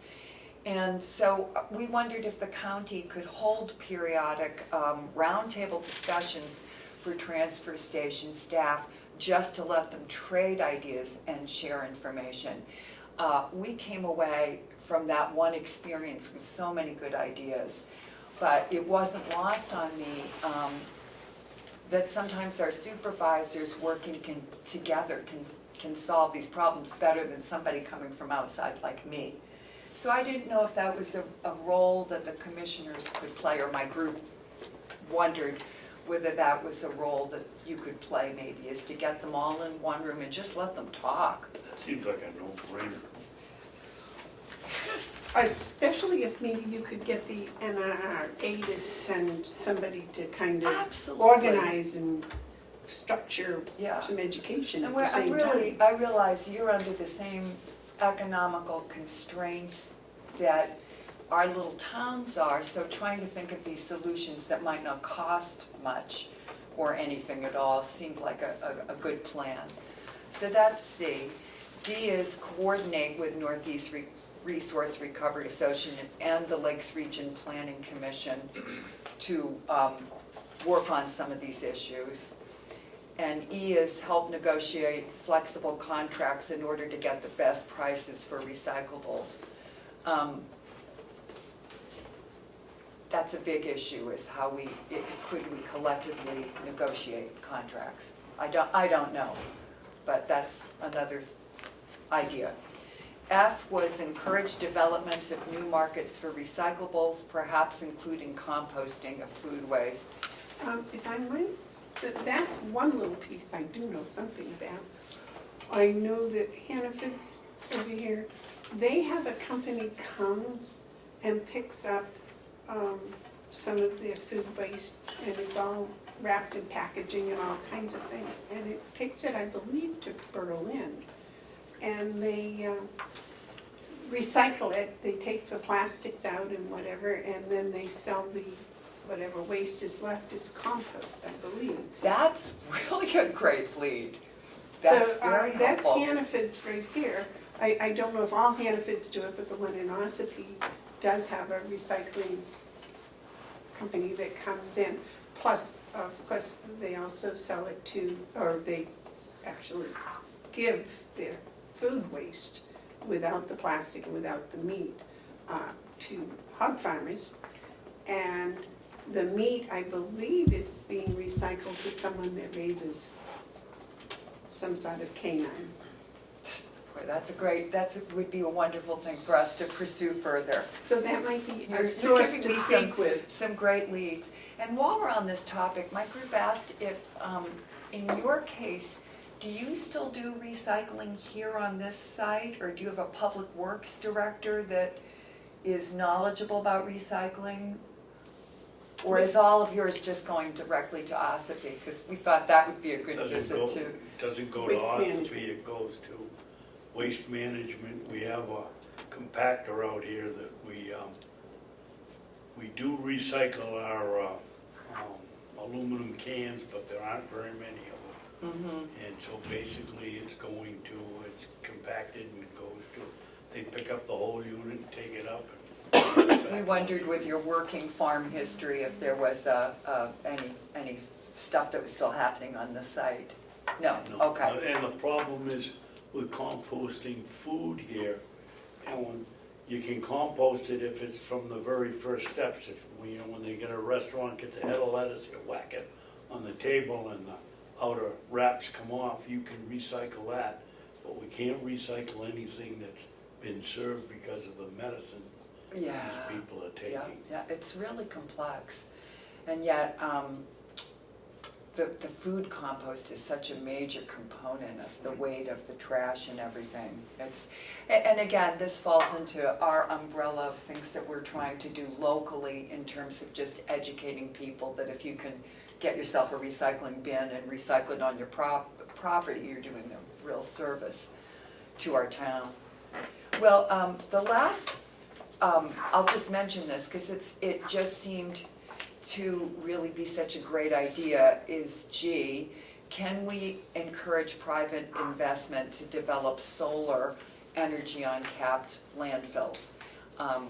We're increasingly having these huge landfills that are finished, done with, and it would be great to encourage investment. I don't know what role, if any, you have in that, but it's on our list as things that we thought would be viable points. Well, the dumps are shedding methane, and down in UNH, Waste Management ships their methane. I think it was a $40 million project, and they've already gotten their money back, heating dormitories, running the generator. It I've runs read all about that. along, runs all along the Spalding Turnpike and you don't even know it's there.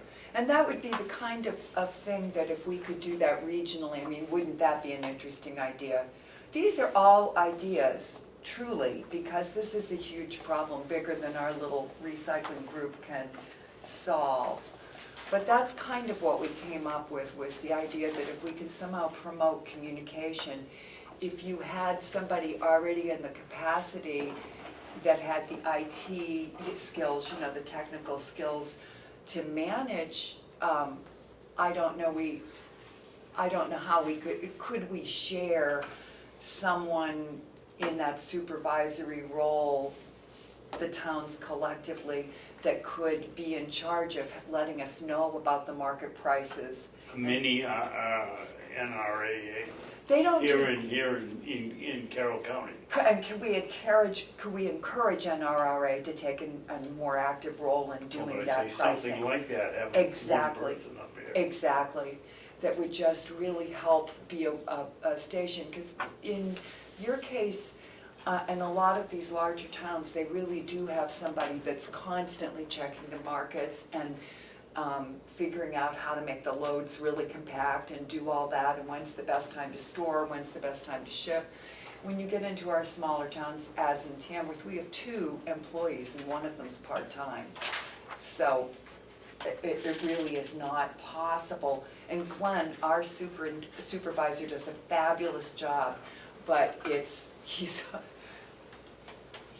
doing it all. So that's what we thought would be helpful specifically to our town.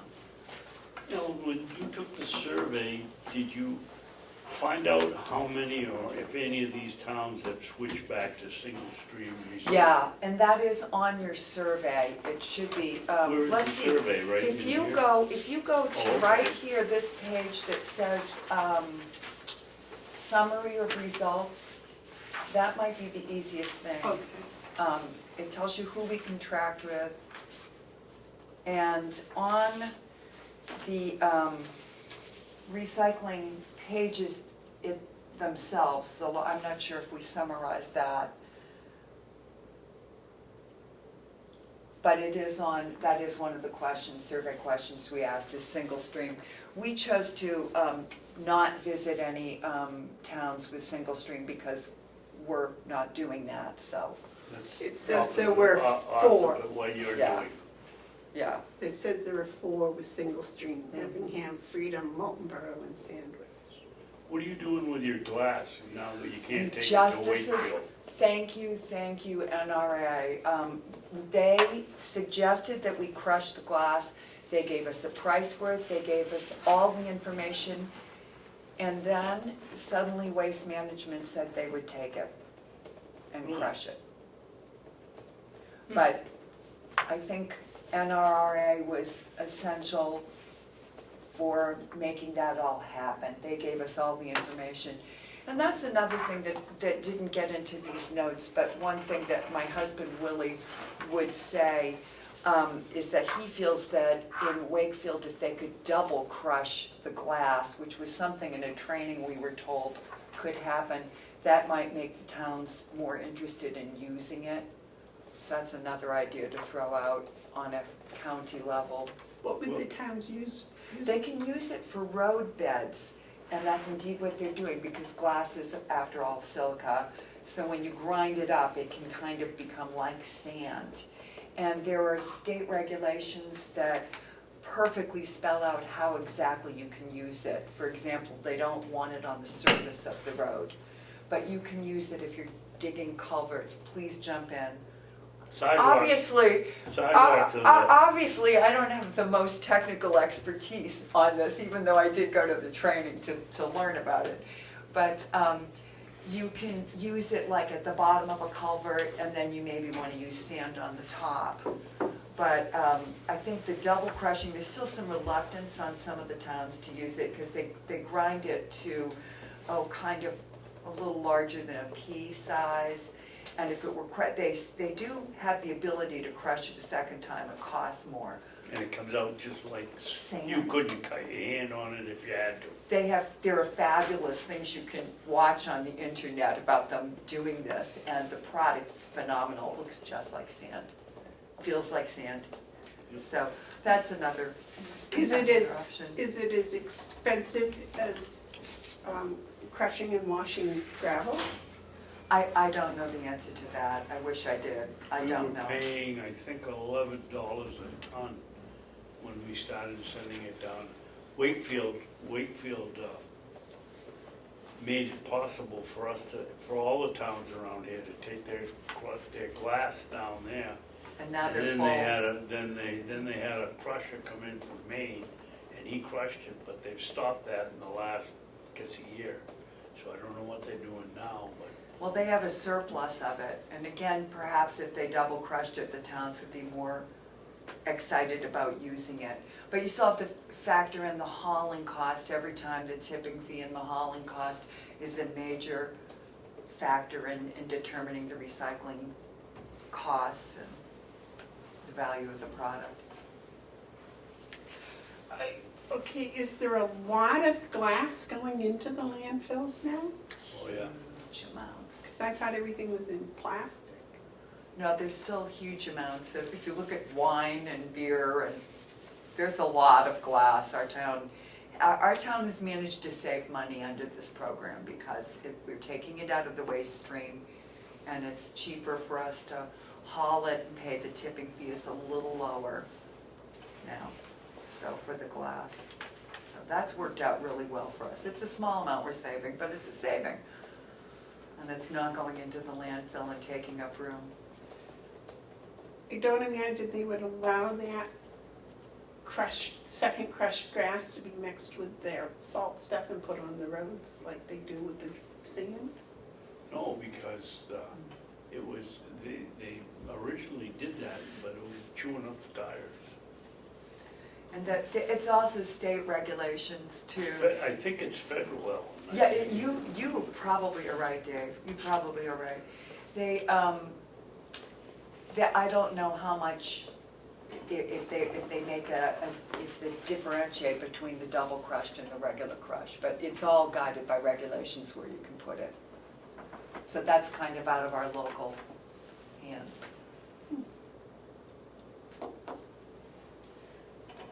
What have we done about getting rid of plastic bags? I mean, to me, that's an easy one. Even as we speak, that's coming before our legislators today, isn't it, Susan? I think it is. Yeah. Susan, are you part of this? Excuse me? Are you part of this group? I need to say, I came here 30 years ago. Sandwich was starting their recycling program and spoke with Brenda Presby and some man. Ray Abbott. Marge, anyway, and talked precisely about that. Can we somehow or another create a spot here where we can store, where we can, and how might we? And Susan, it might have an effect on taxes, so it got dismissed. But in Sandwich, that was the beginning of it all, and we did do a project with school children and distributed a little booklet about recycling to every household in Sandwich. We had a contest and gave every kid a t-shirt with a recycling something logo, or yeah, on it. And we bought compost bins along with the education program, and her children were part of that project. So And it's Susan worked- and I are neighbors, and I lived in Sandwich prior to living in Tamworth for I was gonna say, that's a long 28 difference. years. So looking across there, I knew somebody who, We worked on that project, and it was highly successful. And then 3 years ago, Sandwich, or 4 years ago, Sandwich decided to go single stream. The original recycling committee went to the town and said, why are you doing that now after we teach everyone to separate and the market is so limited? But they just said, it's the cost. it's a convenient It's and the easy thing convenience to and do. cost. And if you talk to your town employees, they'll tell you even with all the outreach we try and do about rinse your glasses out, that there, and you know, this aluminum is different than tin, there's still a lot of policing they have to do to make sure people do it properly. And that takes time for them. So certainly the single stream is easier on the employees. You could help us at the Remick Farm, Ellen. We have a young lady that's taking all the grain bags and sewing them into grocery bags. And they're, you know, some of them have sheep on them, some of them have Isn't cows on that them. fabulous? I have Terrific. heard about that project. She's done a really wonderful Yeah. job. There is some good, we're our own, this is what I can't help but think, the more we went through this, it's too big a problem for one town to solve. But we are our own best resource. So I would just, you know, ask that you consider if there's a role for the Carroll County Commissioners and what that would look like. We're just one individual group from one town, but I think there are a lot of other towns that are looking for solutions for these problems too. Well, I agree, because for a year, over a year, I shipped all my grain bags to a lady in Farmington who had a group that sewed them into Yeah. totes for the food pantries. Yeah, wonderful. So there were big pictures all over the food pantries, but I think, you know, each individual does their part to recycle individually, but to organize something, because there is a great power. I mean, look at what they've done with this little broadband group that got together, and now they're, you know. A perfect example, yeah, that benefits our, oh, that's so important for our And that's area. gonna benefit every single It sure household will. in the county, I believe. Yeah, no, it Really. sure will.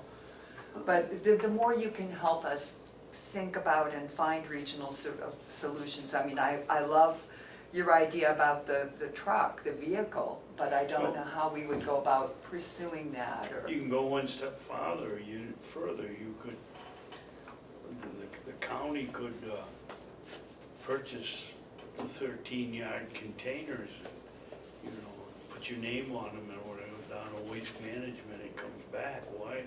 Why are all the towns paying for containers to rent a container when if they could, we certainly got enough welders in this county that they, you know, buying the metal would be a problem, but there's a place to reduce your costs. All excellent suggestions.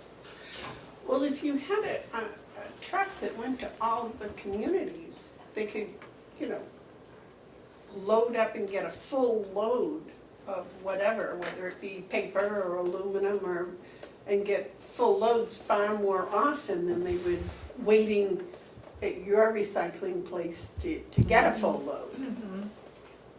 I don't know if that would make an impression on the people purchasing, if they knew they were going to get a delivery every week or 2 weeks, or.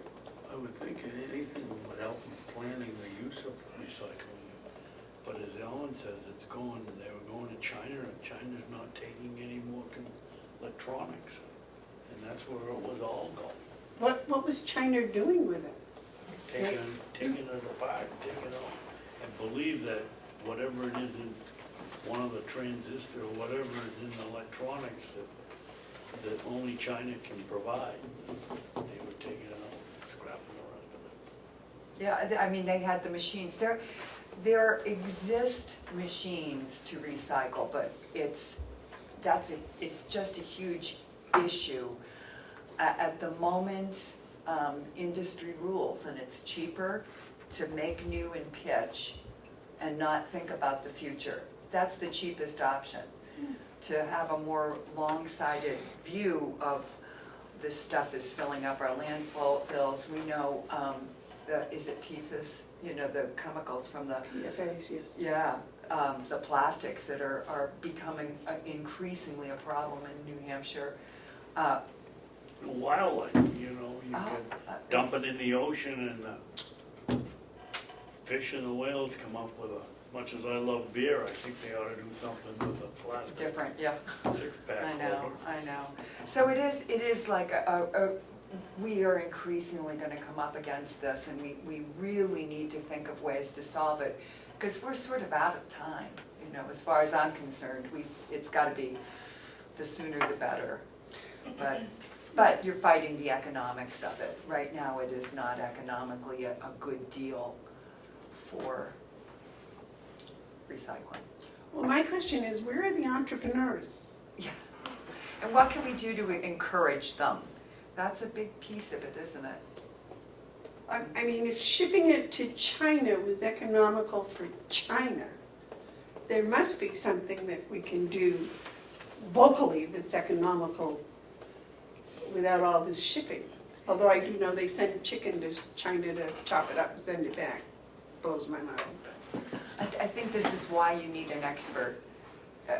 Really, it's such a complex issue. It's why it would be really good to have someone in the brain trust character, category, that could help us manage and make these decisions coming up. And I don't know if that's something. Used oil is another one. Why, with everybody changing oil here, how many of the places that you went out of 17 have a place to collect oil? I'll bet you only 5. When we went around there, I guess it was about a half a dozen. I think your transfer station collects it, don't they? We do. Yeah, yeah. Don't they Conway use, does, yeah. don't they use Conway collects everything. But then you waste get- oil Yeah. for heat? Yeah. Don't they use the waste oil, garages use it Yeah, for but heat? what you don't know, Amanda, is you collect the waste oil, you collect it in 55-gallon barrels. You load one in the pickup truck, and that's okay. You load 2, you gotta get a permit as a oil hauler. The regulations are crazy. You can't put 2 55-gallon drums in and take it to your fire station, but you can take 1. There's no simple solutions to this. It is really complicated, and that's what we kept coming up against. The more we learned, the more we realized we were out of our league. You know, it's just, you study. That's how you learn that one. I know. You study and you study, but anyway, I don't know if you have further questions for me or if you want to move on, but I can't thank you enough for just taking the time to listen and toss around some of these things. And if you have ideas that you think I can help, that our group can move forward and guide us. If you'll forgive, I used to be a math teacher in a high school. And the students in the schools are already pretty well educated about recycling. But I'm wondering if you went to the different middle schools and high schools and had competitions for these young entrepreneurs to come up with solutions, which it's amazing some of the out-of-the-box thinking that Yeah. goes on that, just might tweak a small industry or something that would work in this particular area or something. I mean, we have some of the best young minds in the world, We certainly do. and And we have we've been blessed in Tamworth to have a school that's very, very involved with recycling. They compost all of the school lunch material on the school site. And there's a group of dedicated volunteers from our community that go and turn over the compost and take care of it. And the kids are really involved and interested in this issue, that's for sure. Maybe, I'm sure it's still true in Sandwich that the kids are involved, yeah. I see their little garden out there. If I could just make a very quick suggestion that we, UNH Extension Service, we have Lakes Region Planning Commission, we have an especially sharp person who is our DPW person. And maybe if the commissioners could start off by, since you're working on the budget, to put $1,000 in the budget to support a project that studies the possibility of combining and working with towns and planning commissions. And the other is the micro business group. What do we call that? This, people who support the small businesses, WEDCO being Yes. part of that, to say, you know, what can happen here. But it needs somebody for leadership, and you know, all the volunteers are busy, busy, busy, and it should be a paid position for somebody who has, and maybe it's someone from the Extension Service who can pull together people, but we need a budget. Well, David, you're on that committee with the Extension Service. Yeah. Do they have a, No, none of the committees deal with recycling? no, not that I know of. Isn't there an economic development committee? There isn't one of those. I Public think it might- Works, is there? No, it's UNH Corporate Extension, it's, You know Klaus, I'd call him up, he's the office man. Klaus Tellner. Klaus Tellner. He's the head of the office up there now, and I'm gonna call him up and talk to him about it. because it's economic development, isn't it? They have that, but there's nothing specific to recycling. Well, certainly if we had a budget item, it would be a big help to further this cause and not let it just sort of go away. I will put that on our agenda. Since we're working on the budget. Well, you know, there's things we could do here. Why are we buying soft drinks and plastic bottles when we could buy aluminum cans? And Willie, God love him, could save them and turn them in. You know, we could take them to the Ossipee dump and crush them and bale them and get some money for them. But we have plastic that we throw out. Now, Woodford recycles its plastic. Yeah, a lot of towns still do find markets, but in general, I think those are the bigger towns that own a baler and can have enough resources to really oversee. I think plastic's one. There's more than one. It might maybe 1 and 2 are recyclable right now, profitably, but it is such a science how you separate that out. I mean, if you talk to your own folks down at the Ossipee station, they'll tell you it's, you know, it's the one with this label and not this Oh, label. yes. So it really requires having enough staff at your recycling center to be able to monitor that. That's And not true, Ellen. We go over there to the Ossipee dump, and you got 2 windows or 3 windows for plastic. How difficult is it to tack up a milk jug or a coffee jug and say your plastic goes here? You don't have to look at the bottom. Dave, I I've could been not fighting agree with this you. for 20 years. I couldn't agree with you more, but unfortunately, you cannot believe the stuff that these transfer station employees find in Oh, the recycling bins. absolutely. People are not paying don't care. attention. No, they They don't care. They got one care. thing left in their bag, and they're not gonna go around again, they throw it in. They don't care is really it. And that's a big part of our group's mission, is to help people care about this issue. And that's, I haven't brought any of that to the table today, but that certainly is a giant piece of what we're trying to do. How do we get them not to buy things in plastic whenever possible? Jerry? Do any of the other towns, do they fine people who put things in the wrong recycling I center? don't think so. And Oh, Conway does all the Conway time. does, Oh, doesn't yeah, he? they do. They check your license Yeah. plate and then see what you're, and if they don't, It's probably a question Trash. we should have asked. We did ask, is recycling mandatory? And Yes. it's very different. Towns have different philosophies. And as I say, one of the best transfer stations we went to was the one in Captainborough. And they have good resources, and they have a fabulous guy in charge, as do you here in Ossipee, as do we. But he said he did not believe it should be mandatory, because it was easier to work with people when they were interested in doing it on a more voluntary basis. so.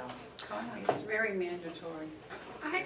That's a good question, because I don't know if WIFPR's mandatory or not, but you've got your plastic bins, you've got your waste bins, you've got your cardboard bins, you've got your other bins and glass bins, and, I mean, you know, and everybody just comes and dumps them where they all belong and go, and it seems, I've never investigated it. No. Strange things end up in there, but it just seems like everyone is doing the next right thing, and, Yeah.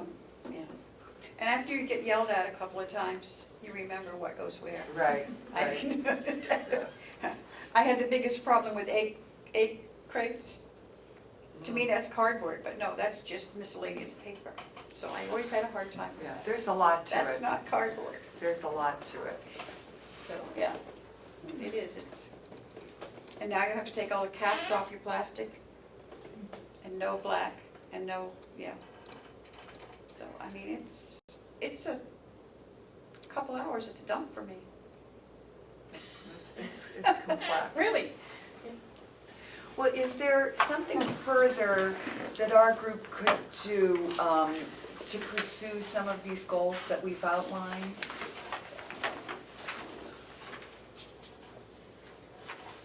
Certainly, if you do put an item on the budget, if you were to put the $1,000 in, our group would be happy to come in and discuss that with your larger budget group, if that would be something that would help. Does your group have a name? Yes, Tamworth Recycling Project. But I mean, countywide? I don't think so. We have a Facebook page, but I think that might not be a bad idea, David. I thought all my ideas were good.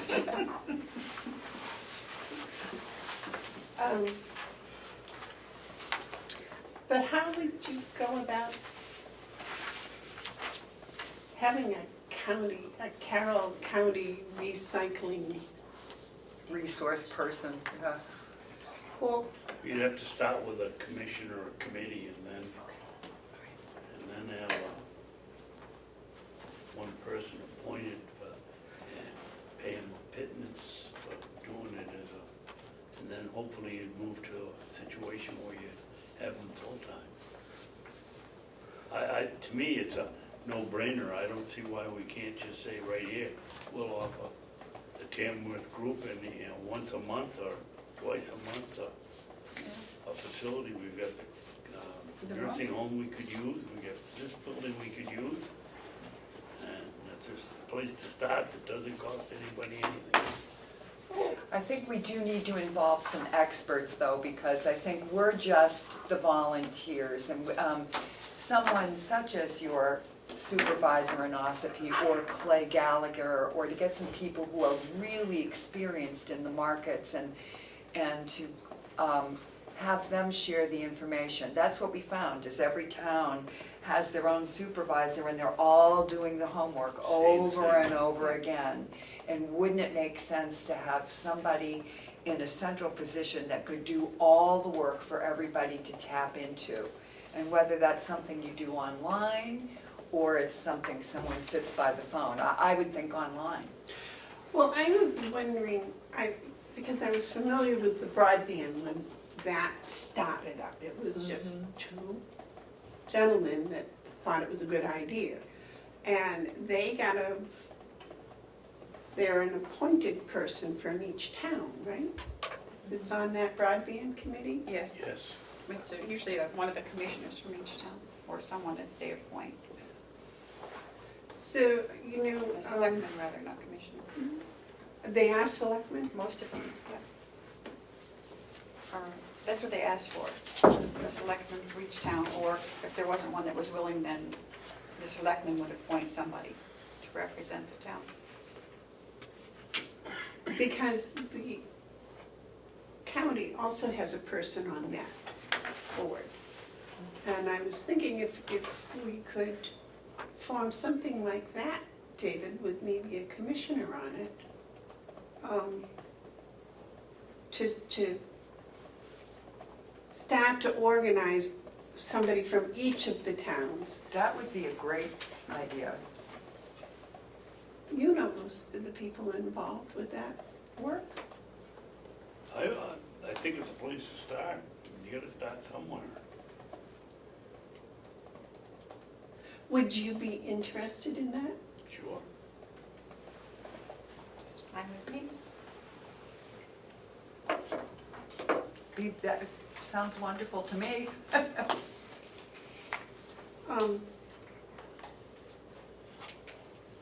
Why don't I come to you, come to your next meeting, Ellen, and we'll see what we can do as a county then. That would be great. Our next meeting is Tuesday, the 19th, I believe. Could you, is that time enough to send out invitations to each town, asking them to send a representative to your meeting? Maybe not, because I think it's next week. I'm just thinking ahead. Is it 2 weeks? What do you think? This is the 6th, isn't it? Again, I would like to suggest that there is some committee structure that starts quickly, and then at the end of November or into December, then invite other people. But if there's a small group of folks, someone from Wedco, someone from planning board, whatever, and some experts to just sit down and talk about how it might work, instead of getting people here when nobody knows quite yet what needs to happen. You Small really- committee, brainstorming, just this, working on the points that Ellen's group has come up with. There really are some experts, and I think you're right. If we had an NRRA person at the table, and if we could interest someone like Clay Gallagher from Tufton Borough, I don't know if we could, or one of those supervisors from the larger towns that really have a lot of experience with this. Maybe someone from Conway, or, I can check. yeah. Those would be, you really want your supervisors are the ones who know more about this. I'm the volunteer trying to find out and learn, but they understand it inside out. Ellen, what's your phone number? It's 986. You want that on the... Why don't you just write it down on the bottom? Sure.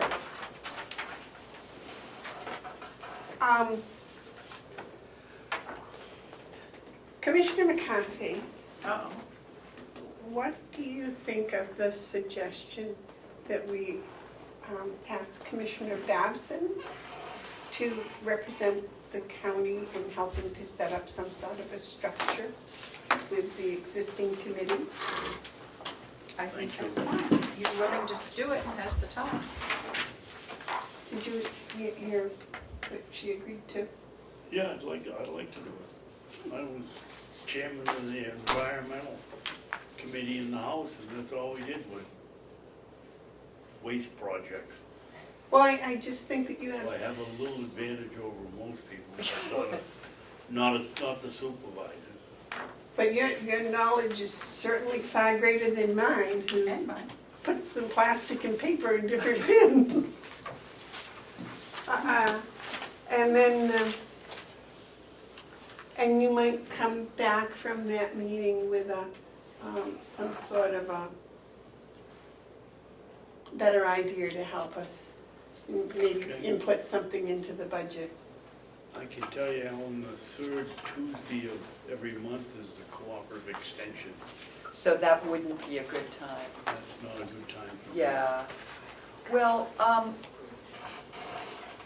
do you want to get in touch with me? Thank you, Susan. I'm home with my calendar, and I definitely can contact people in our group, but as the point was made by Susan and some other people here, you probably want to meet with NRRA and some of those other people who really know about this topic. They really know their stuff. They know their stuff much more than I do. But that would be a great way to get us started. Okay, so we are going to donate Mr. Babson to your cause. That sounds terrific. And Is that a good phrase? Dave, can I assume that you'll be in touch with me? Yes, ma'am. Okay, thank you very much for your time, I really appreciate it. Madam Chair, might you allow just a couple of brief questions? Certainly. And one statement, if I could have a copy of the material for the Sure. record. Sure. To your point about where they use the colored glass, when you're in Wakefield, if you go out to the ball fields and you walk the perimeter, there's a trail around the perimeter and it looks like the beach because of all the colored glass that shimmers in the sunlight. So if you ever want to go for a walk and see what that stuff looks like, it's right near your neighborhood, so you can see it on the surface. The Ossipee Selectmen on Monday night received a letter that the Planet Aid Company is removing the boxes from their transfer station because the Planet Aid boxes, Excuse me. picking them up is not profitable. Excuse me, Melissa, who the letter come from? Planet Aid, the yellow boxes The yellow where you put your clothing clothing boxes. in. They're removing the boxes from the Ossipee transfer station because it wasn't profitable for them. Oh dear, and we just managed to get those in Tamworth. Doesn't the county have one as well? Yes. Okay, so I just wanted to kind of put that on the radar. I don't know if it was Ossipee specific or if it's this area, if it, There's one in front of the post office, and there's Right. one right out here at the end of the building. right, and the chairman of the selectmen Monday night read a letter aloud about them removing it, so just to give you a heads up. In Tamworth, I think there was also an agreement to, one of the selectmen is now taking your aluminum. Correct. You were able to work out. Aaron Ricker is picking up our tin. Our aluminum can they go elsewhere, but he's picking up all of our tin. Tin cans. Yeah. And those are being, he's Baling, crushing, and shipping. and selling or. Yeah. Yeah, correct. So I know the county may not have anything to do with plastic, but I'm sure you use a lot of aluminum cans, tin cans for food products and the dietary. It might be worth having a conversation with an auto salvage company to find out if they would buy the tin cans from the The county. county. I guess I don't really have a question, I have a couple of That's great, that's a statements. great, but there again, if we're our own best resource, when we have a chance to share information, we can all do better in this task. So this is just some of the cooperative things I was thinking as you were talking. And the last one is that several towns are in the process of finalizing a multi-town, multi-year ambulance contract. And also wondering So if the person is injured, we can fill up the ambulances with, with garbage. save on the No, wasn't exactly transportation. where I was going, but I didn't know if it had been tried to have a multi-town, multi-year trash disposal contract, or if that might be somewhere you're going, or thinking of going eventually, and if so, if the county could be on alert for that and perhaps get into the Well, that's multi-town a good idea, deal. because every town has their own, You all have trash. their own contract with both of them, with Waste Management or North Conway Incinerator. And the county always seems to be like even though you're in Ossipee, you always seem to be this outlier when the multi-town things are happening. And as an entity, for a lot of different things, like your ambulance contract, your trash removal, is there a way, your electricity, that you could actually get in with the municipalities? I don't think there's anything in the law that prevents you from working cooperatively with the towns on contracts, so. I don't believe so. I believe we have a resident of Carroll County had a question. Yes, sir. Yeah, I was gonna ask. Would you these- state your Oh, name and the David- town you're Yep, from? Sure, David Steer, County Daily Sun, Tamworth. I was gonna ask if the superintendents for the transfer stations have a listserv. And, because that would be probably a cheaper way to share ideas than try to get people together for meetings. I don't know the answer to that, And, if there isn't one, they should make one. but that's a Right. great suggestion for the committee, David. We need young people who understand the technology tricks, because I can't help but think doing it through technology links would be a good way to start.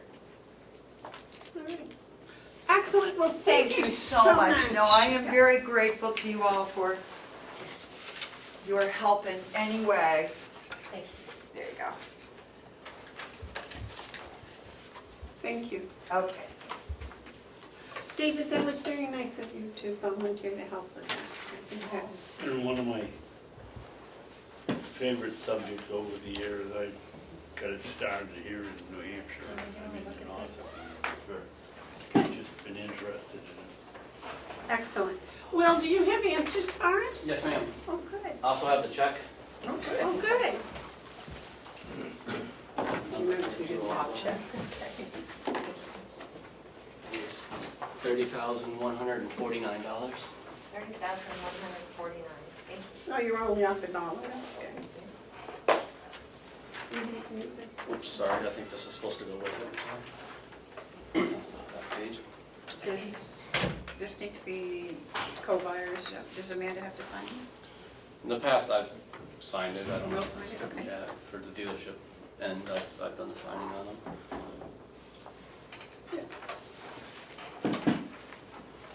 Usually it's. Well, while you're here and before the subject changes, why don't we compost the,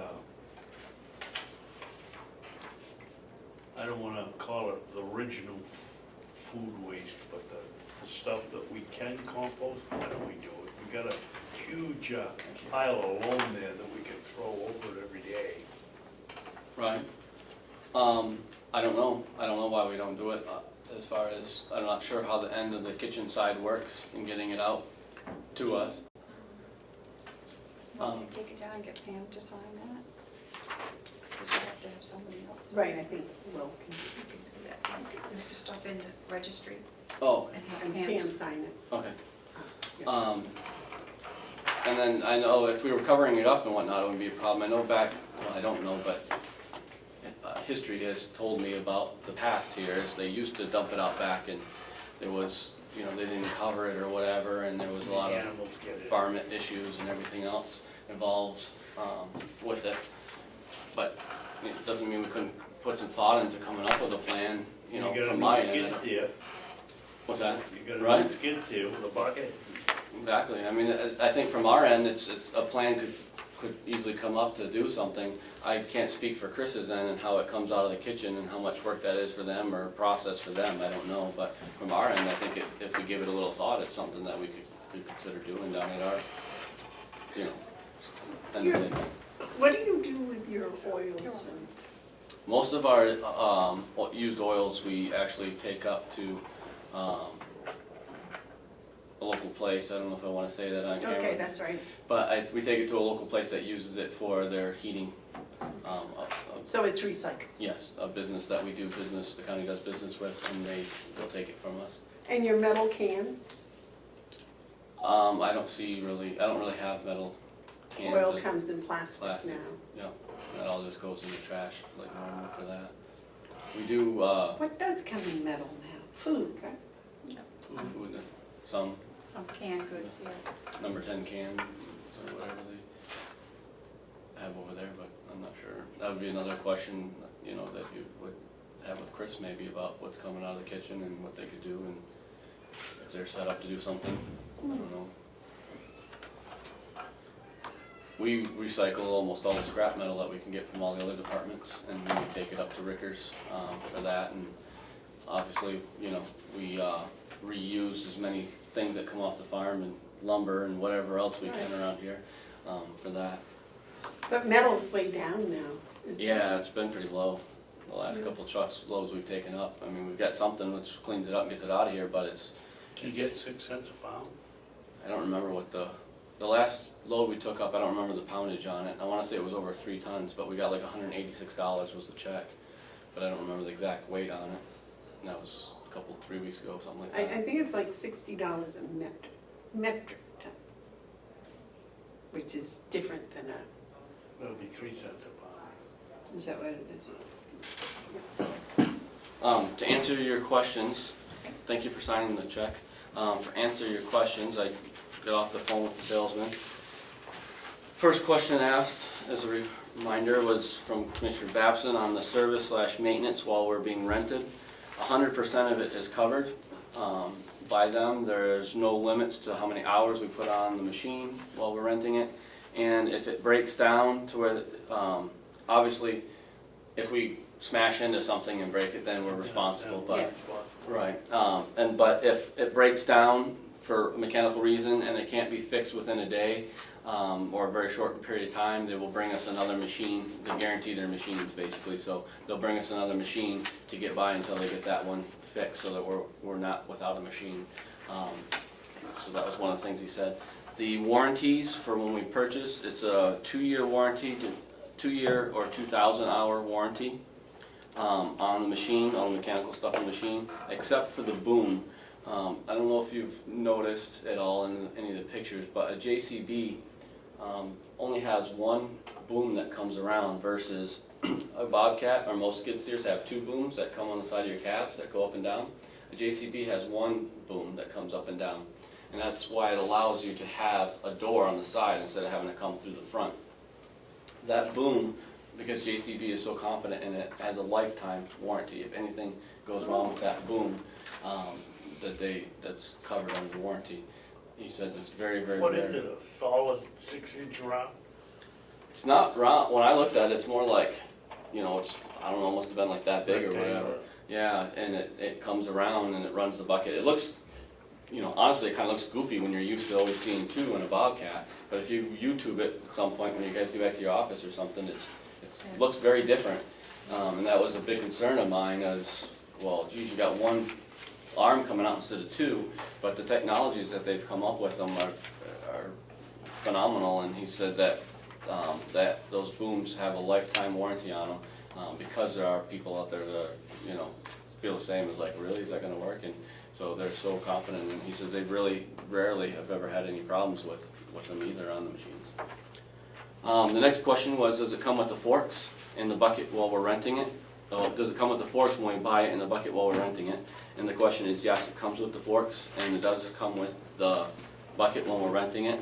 I'm guessing they might include the forks, especially if we're looking at buying it for the rental. But it definitely does come with the bucket because we're renting the machine, plus we're renting the snow blower, like I had said. So what we do actually pay rent for is the snow blower and the machine. Correct. The rest of the goodies are part of the machine. Right. And the life expectancy question was pretty much like how I explained it. Like he said, if you don't ever change your oil in your car for 4 years, your car is not going to last as long. So it's a lot of on our maintenance end and how much we use it and how well we take care of it. Knock on wood, we have a pretty good reputation for that, I believe. I mean, the baler that we just put over 8,000 bales through is 23 years old, and when you go in my shop, it looks pretty pristine for a 23-year-old baler. So I think we do a good job on that. The monthly, next question was monthly payments or a total for that rental. He said they can do it either way. I said I think we would probably prefer to have, he said they'll give us a 5-month contract and we can pay for the whole 5 months if we want to do that way. I said because where the contract would be running from 1 year into another budget year, that I would assume that we'd want to do the one payment on it. But he said they can do either way. They would more than happy to do one payment, or if some businesses need to do it monthly because that's the way their cash flow runs. He said that's can happen either which way. Why wouldn't we do it in 2 checks, one for 2019 and one for 2020? 2019, we have to go and get a transfer to pay for it. It's not in the budget. Next year, we can put it in the budget, and we can operate the first 3 months as we did the year before.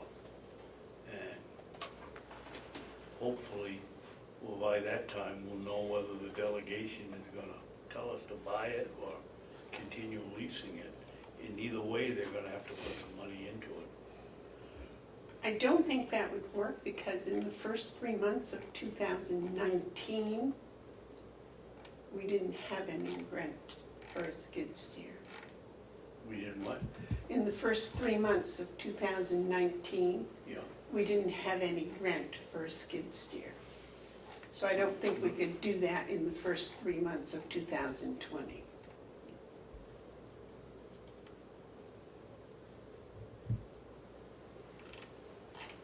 Because we didn't have a line item for it, not because we don't have the money. Right. We'll have the money, might be for something else till we get to the budget approved, but, yeah, I think maybe you're right.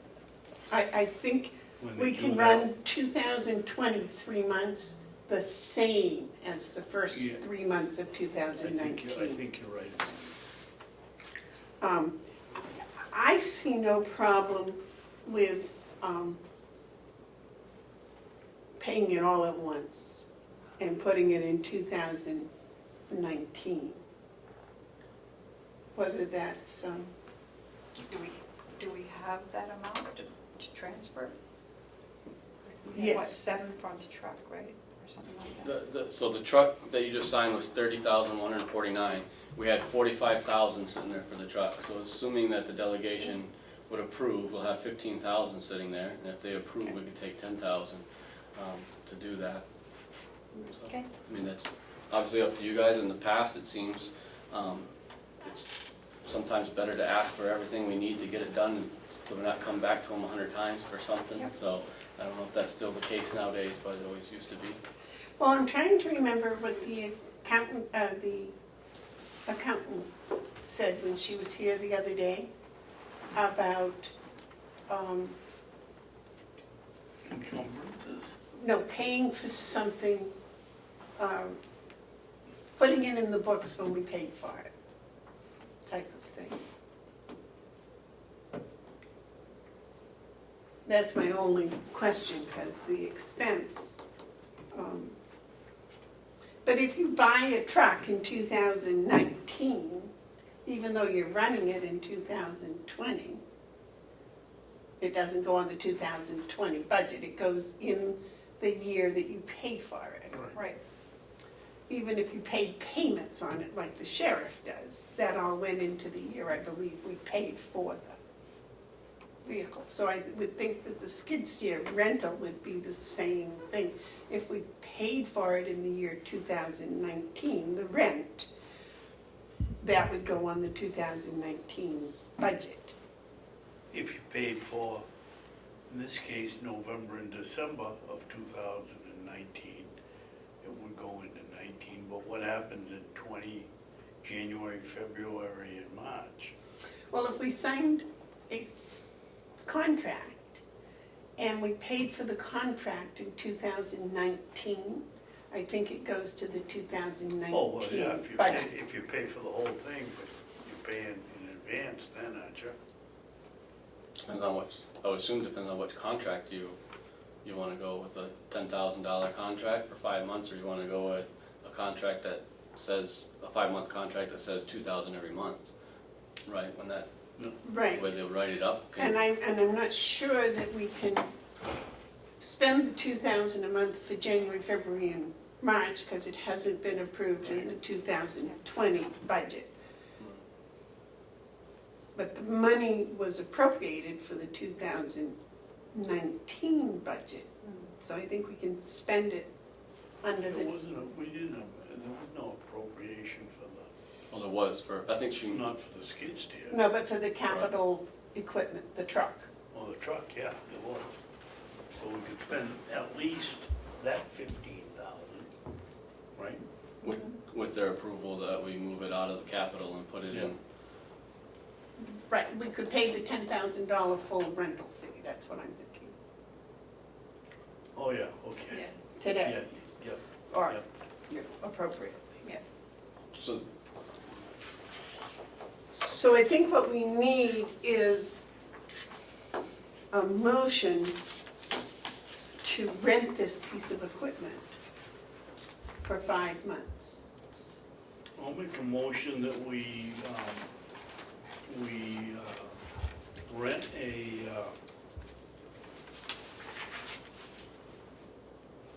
what do they call it, Willie? you want to call it a skid steer, or do you want to call it What does JCB call it? It's a JCB model 215T. Where are you seeing that? Second page of this packet I gave you, it's got the rental quote. It says customer Carroll County DPW and then equipment, and it has the actual model number of the machine. Is that it right there in front of you? Is that it? No?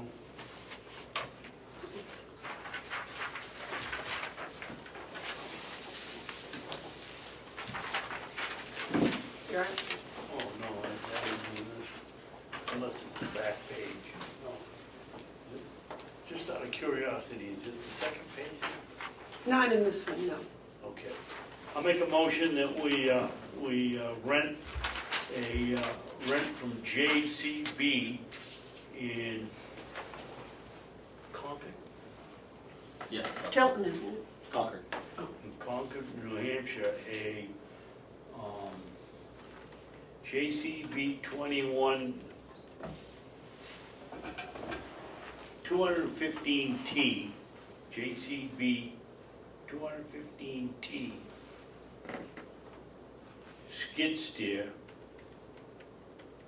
with a standard flow 72-inch snow blower for a rental fee not to exceed, how'd you do on transportation? Tell them to knock it off. Yeah, I'll tell them that we So don't. it'd be 10,000. So for $10,000. Can I get everything in there? For November through April. For November through April. November 15th through April 15th, I think what we said, right? That's what they normally do, whether we have the money transferred in order to be able to do that. You know, Yeah, that'll- let's just make it November to April. Okay. Do I need to add in that 70% of the rental will be applied to the purchase price of, yes, I'm going to. And that 70% of the rental price, a rental fee will be applied to the purchase price if Carroll County decides to purchase it in April. Okay, do we have to put that contingent on the delegation's transfer fee, or no? No. No. No, okay. Second. Did you get all that, Melissa? Yes. The motion's been made and seconded. Is there any discussion? Melissa, read my disjointed motion. Let me read it back to you? All right. Rent from JCB in Concord, New Hampshire, a JCB Model 215T skid steer with a standard flow 72-inch snow blower for a rental fee not to exceed $10,000 for the period of November 2019 to April 2020. And that 70% of the rental fee will be applied to the purchase price if Carroll County decides to purchase the skid steer in April. Would you change the last skid steer to unit? He's, very nice job covering that. Is that okay with your second, Commissioner McCarthy, to change it to unit? Any other discussion? All those in favor say aye. All right, Aye.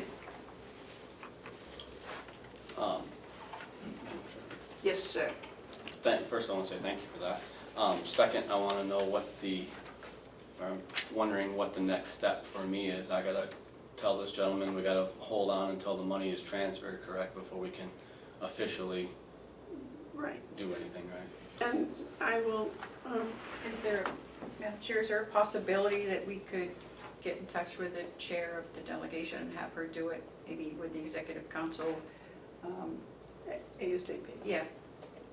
There's only 5 people, she might be able to get the information out to them and do it.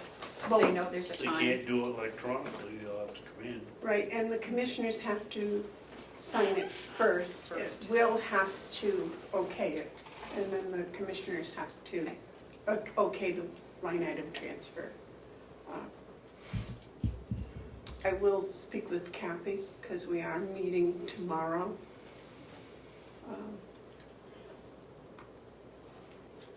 So we might, I don't know if we can get it that fast or not, but. So I need to do a transfer form like we do with most transfers, and Kathy can probably have, and that, I'm assuming. Yeah, Okay, so I'll go see her about that, and then, and that's, what was that line item number I gave? Well, it should be, it's 072 for my budget, Yep, you know? yep. And if I could, the transfer line is 9,400 .094. That's the capital line where the truck was. Alright. And that's the 100 fund? Yes. yes. I forgot to put that before, I got in trouble for that, so. And if I could clarify, was I being asked to contact No, I was, Representative Damaris? I would do that. Okay, thank you. And then she will ask you to get the executive block.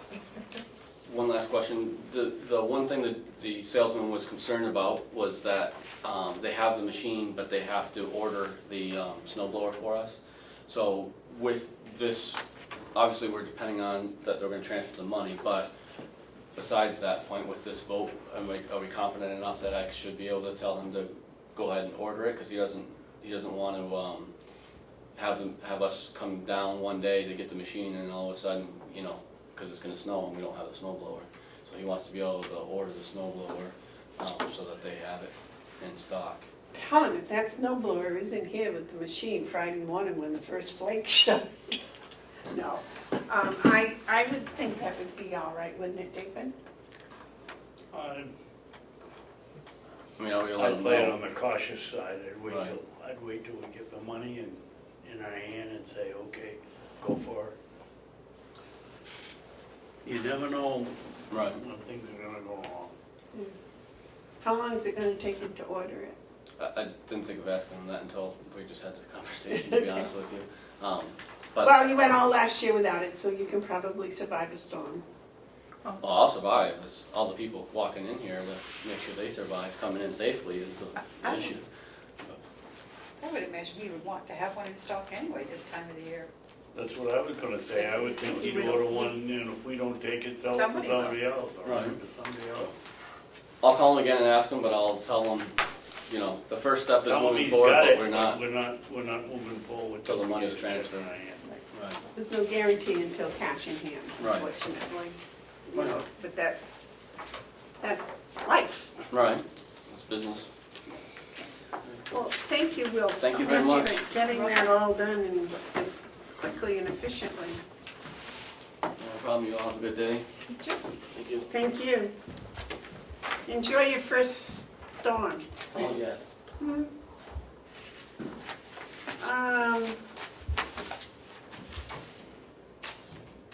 We have no yellow folder? No, Okay. no administrator updates. Any commissioner updates, David? Yes. Last, what was it, Thursday? Mhm. Last Wednesday, we had the haunted house in the old Yes. residence of Mountain View. And I can't tell you how much effort the Alex and the crew from the nursing home put into making it a really enjoyable day. The residents love it. Was that the recreational department? Yes. But Alex is the one that did most of the work, they tell me, and it was beautiful. And there were representatives from all departments there, and it was fun. I understand they wrapped you up in toilet paper? Yeah. Did you bring pictures? No, but they, you know, Howard and his camera, he took plenty. It's all over Facebook. It is, all right. Was it? I'd have to open my account again. Any other updates? David? No. No. Gary? No. I don't believe I have any.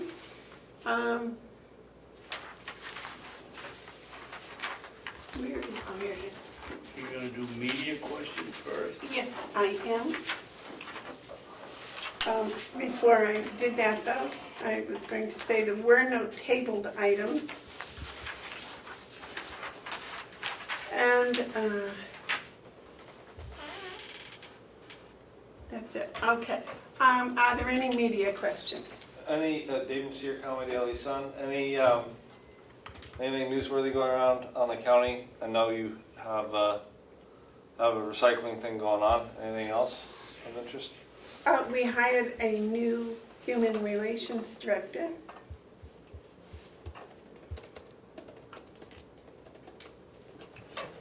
Who is doing a fantastic job. She hit the road running. We also, I believe, have a new Excuse me, Madam payroll Chairman, coordinator. Human relations? or Human resource. Human resources, I'm so sorry, I apologize for that. Misspoke. I didn't want to say HR, I wanted to say what it stood for. All right. Anything else exciting we should tell Damon about? No. Getting ready for a storm. Yeah, we all. So I was doing early this morning. Any other questions? Media questions? Any public input?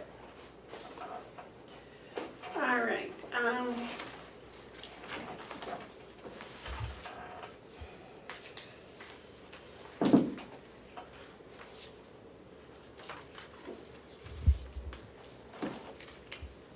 I think we need to have both A and C. I didn't get those written into it. Okay. I suspect you want me to read this. Yes, please. You always read I'll us. make a motion, we go into non-public session 1 and 2. Session 1 will be RSA 91-A, comma 3, paragraph Roman 2, parentheses, small c,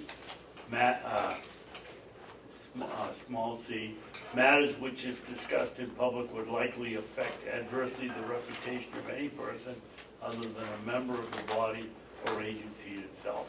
Session 2 will be 91, RSA 91-A, comma 3, paragraph Roman 2, parentheses A, small a, which is the dismissal, promotion, or compensation of any public employee or disciplining of such employee or investigation of any charges against him or her unless the employee affected has the right of a public meeting, and 2, request the meeting be open, in which case the request shall be granted.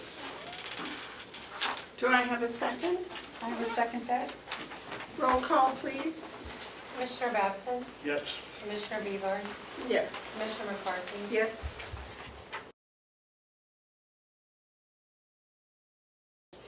I'll make a motion to come out of non-public. Second. All those in favor say aye. Aye. Aye.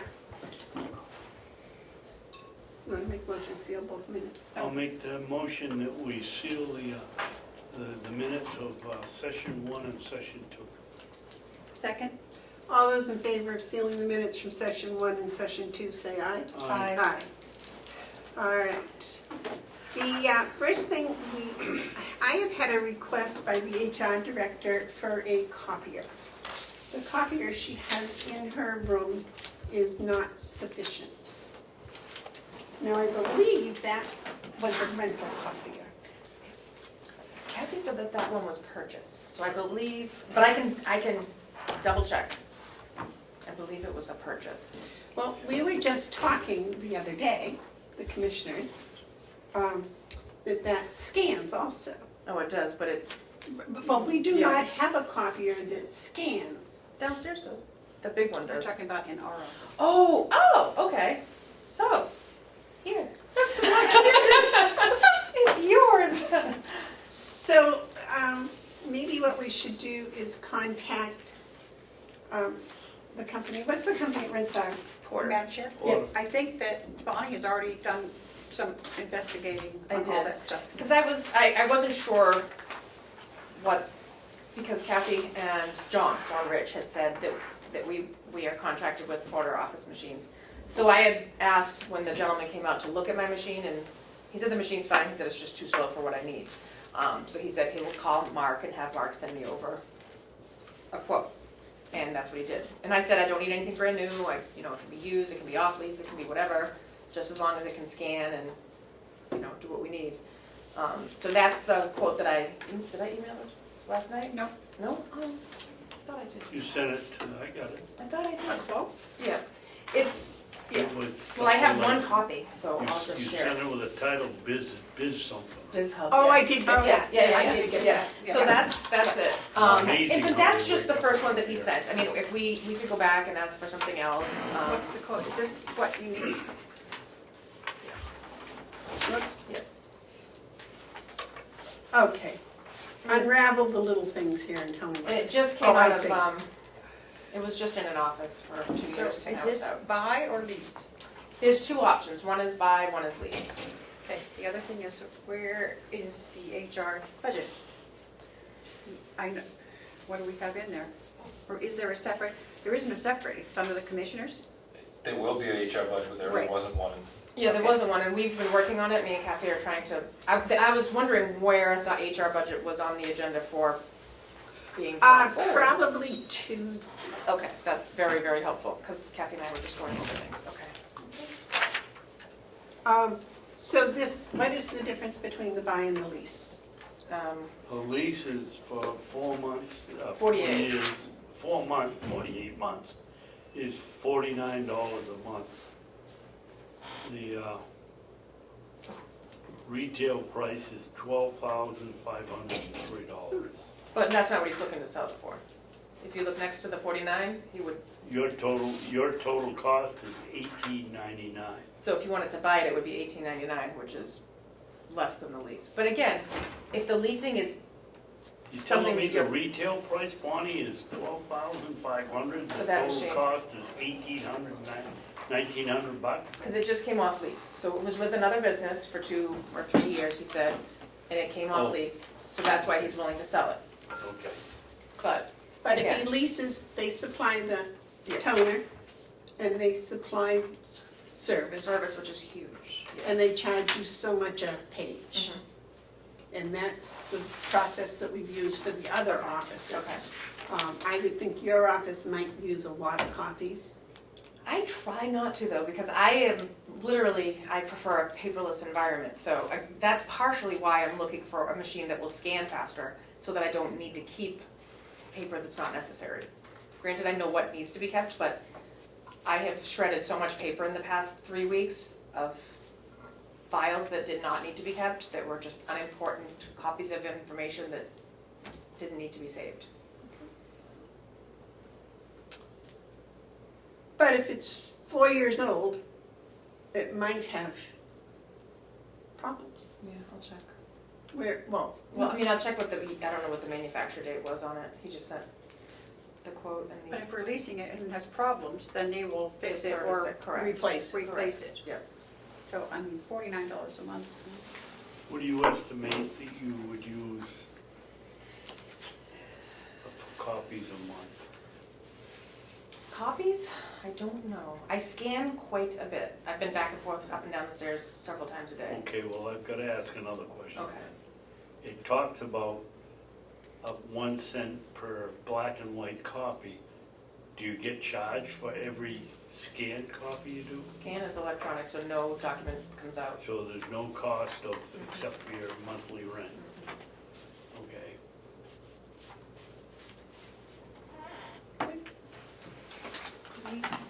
So we gotta keep it basically 3.5 years, and it pays for itself.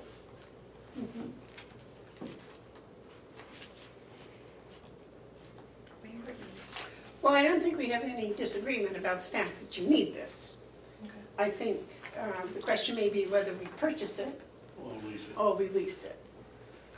Or I could request I could request different quotes as well, if you would like to look at different options. No, you need it. Why don't you write them and tell them, write them back and tell them we'll give them $1,700 for the thing. But then we're reliable for everything, No, and it's 4 years old. oh, if we own it, yeah. If we own it. Okay, well, then let's drop Yeah. drop the rent on it. Well, I was Tell going 'em to- we'll give quite them $30 honest- a Yeah, $30 quite a honestly, I month. was gonna look and see what we were renting the other machines for and sort of do an analysis, but it came in last night, so I just figured I would share it. We're paying like, for the big biz hubs, I think like $150. Woo. That's for the biz hubs, so it's a larger one. I don't Yeah. have Yeah, smaller ones. yeah. It's mid-size. I'm just trying to see where we have it in the budget, even just for the $49 a month for the next 2 months. Roughly it's $600 and then a few photocopies, so Yeah. $650. Oh, for the, going into the 2020, I see what you're saying. We'll take it out of the business office. Oh, Oh, yeah. I'm sorry, I didn't hear you. You mean for the last 2 months? of this year? Yeah. Well, the commissioner's budget and business office, I'm Yeah. sure there's enough in there to make that up. Yeah, $100. Yeah. If we don't, David will put it in there. Okay. All right, because I want to go home, I'll make a motion that we rent this machine for 48 months for $49 a month. The BizHub 364E with duplexing.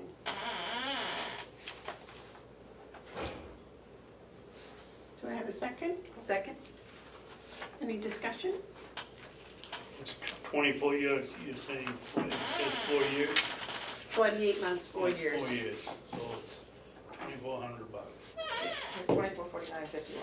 And that takes care of the toner and the repairs and the maintenance and, But it doesn't take care of the 1 cent a copy, obviously. you know. Well, she's not gonna make any copies, So she's just gonna it's- scan with it.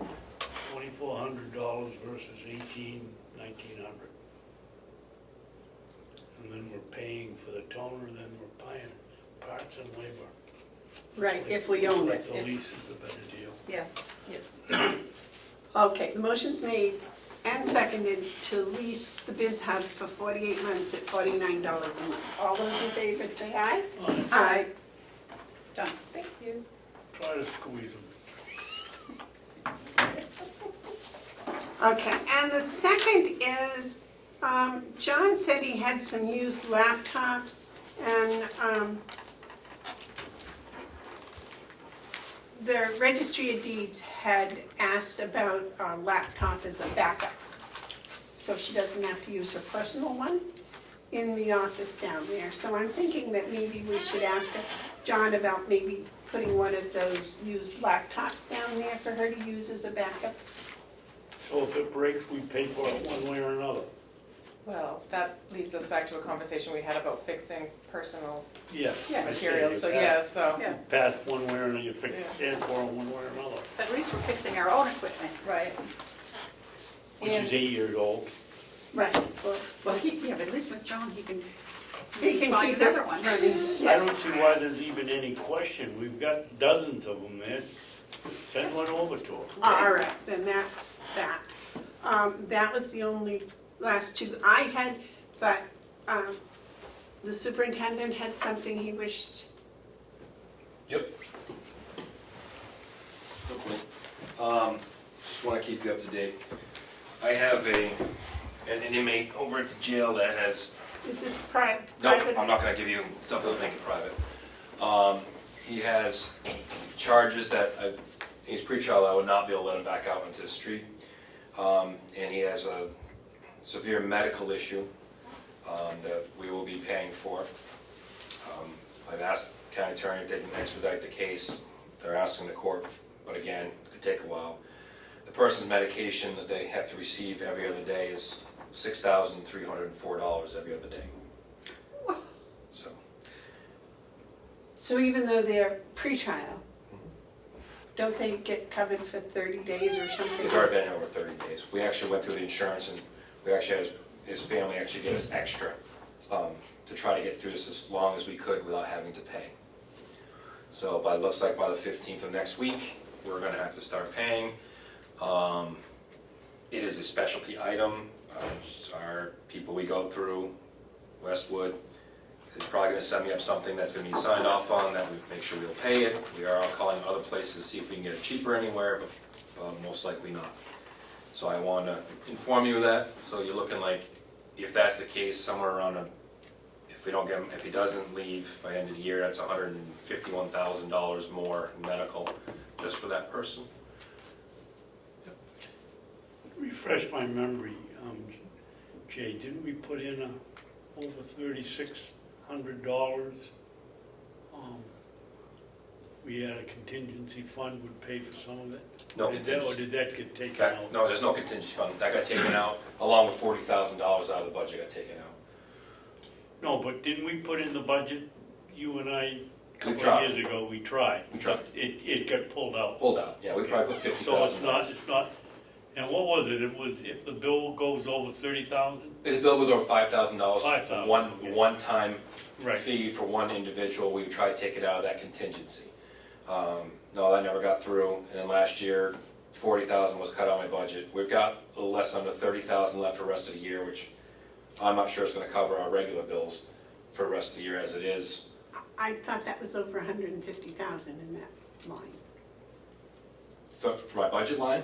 for the medical. Yeah, It was for the whole year. yeah. For the whole year, I had $130,000. We had $40,000 more that was cut out by the delegation. And right now, like I said, under $30,000 left in our regular normal stuff that's been going on throughout the year. Not sure it's gonna cover all of that. We might be over. We're keeping an eye on it. But paying this gentleman's medication is going to be a substantial burden to the county.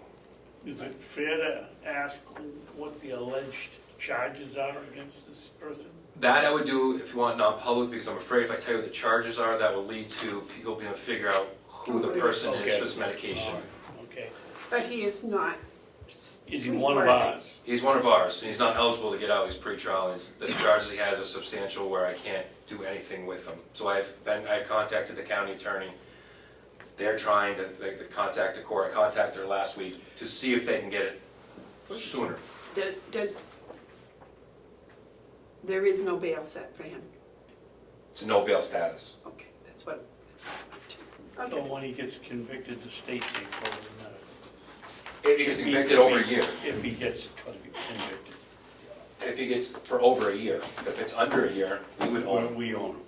Which the medication alone is over $1 million for if you had to do an entire year. Just saying. Well, if they won't let him out on bail, I would assume any sentence would be over a year.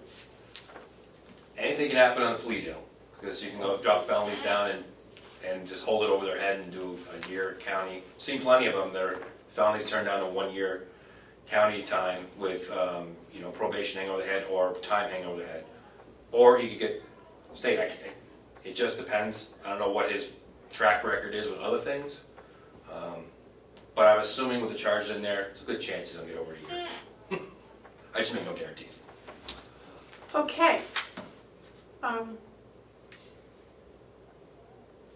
The medical supplier for the nursing home can't help you out? We'll contact, we usually don't use them, but we'll ask them to, but it's all same medication.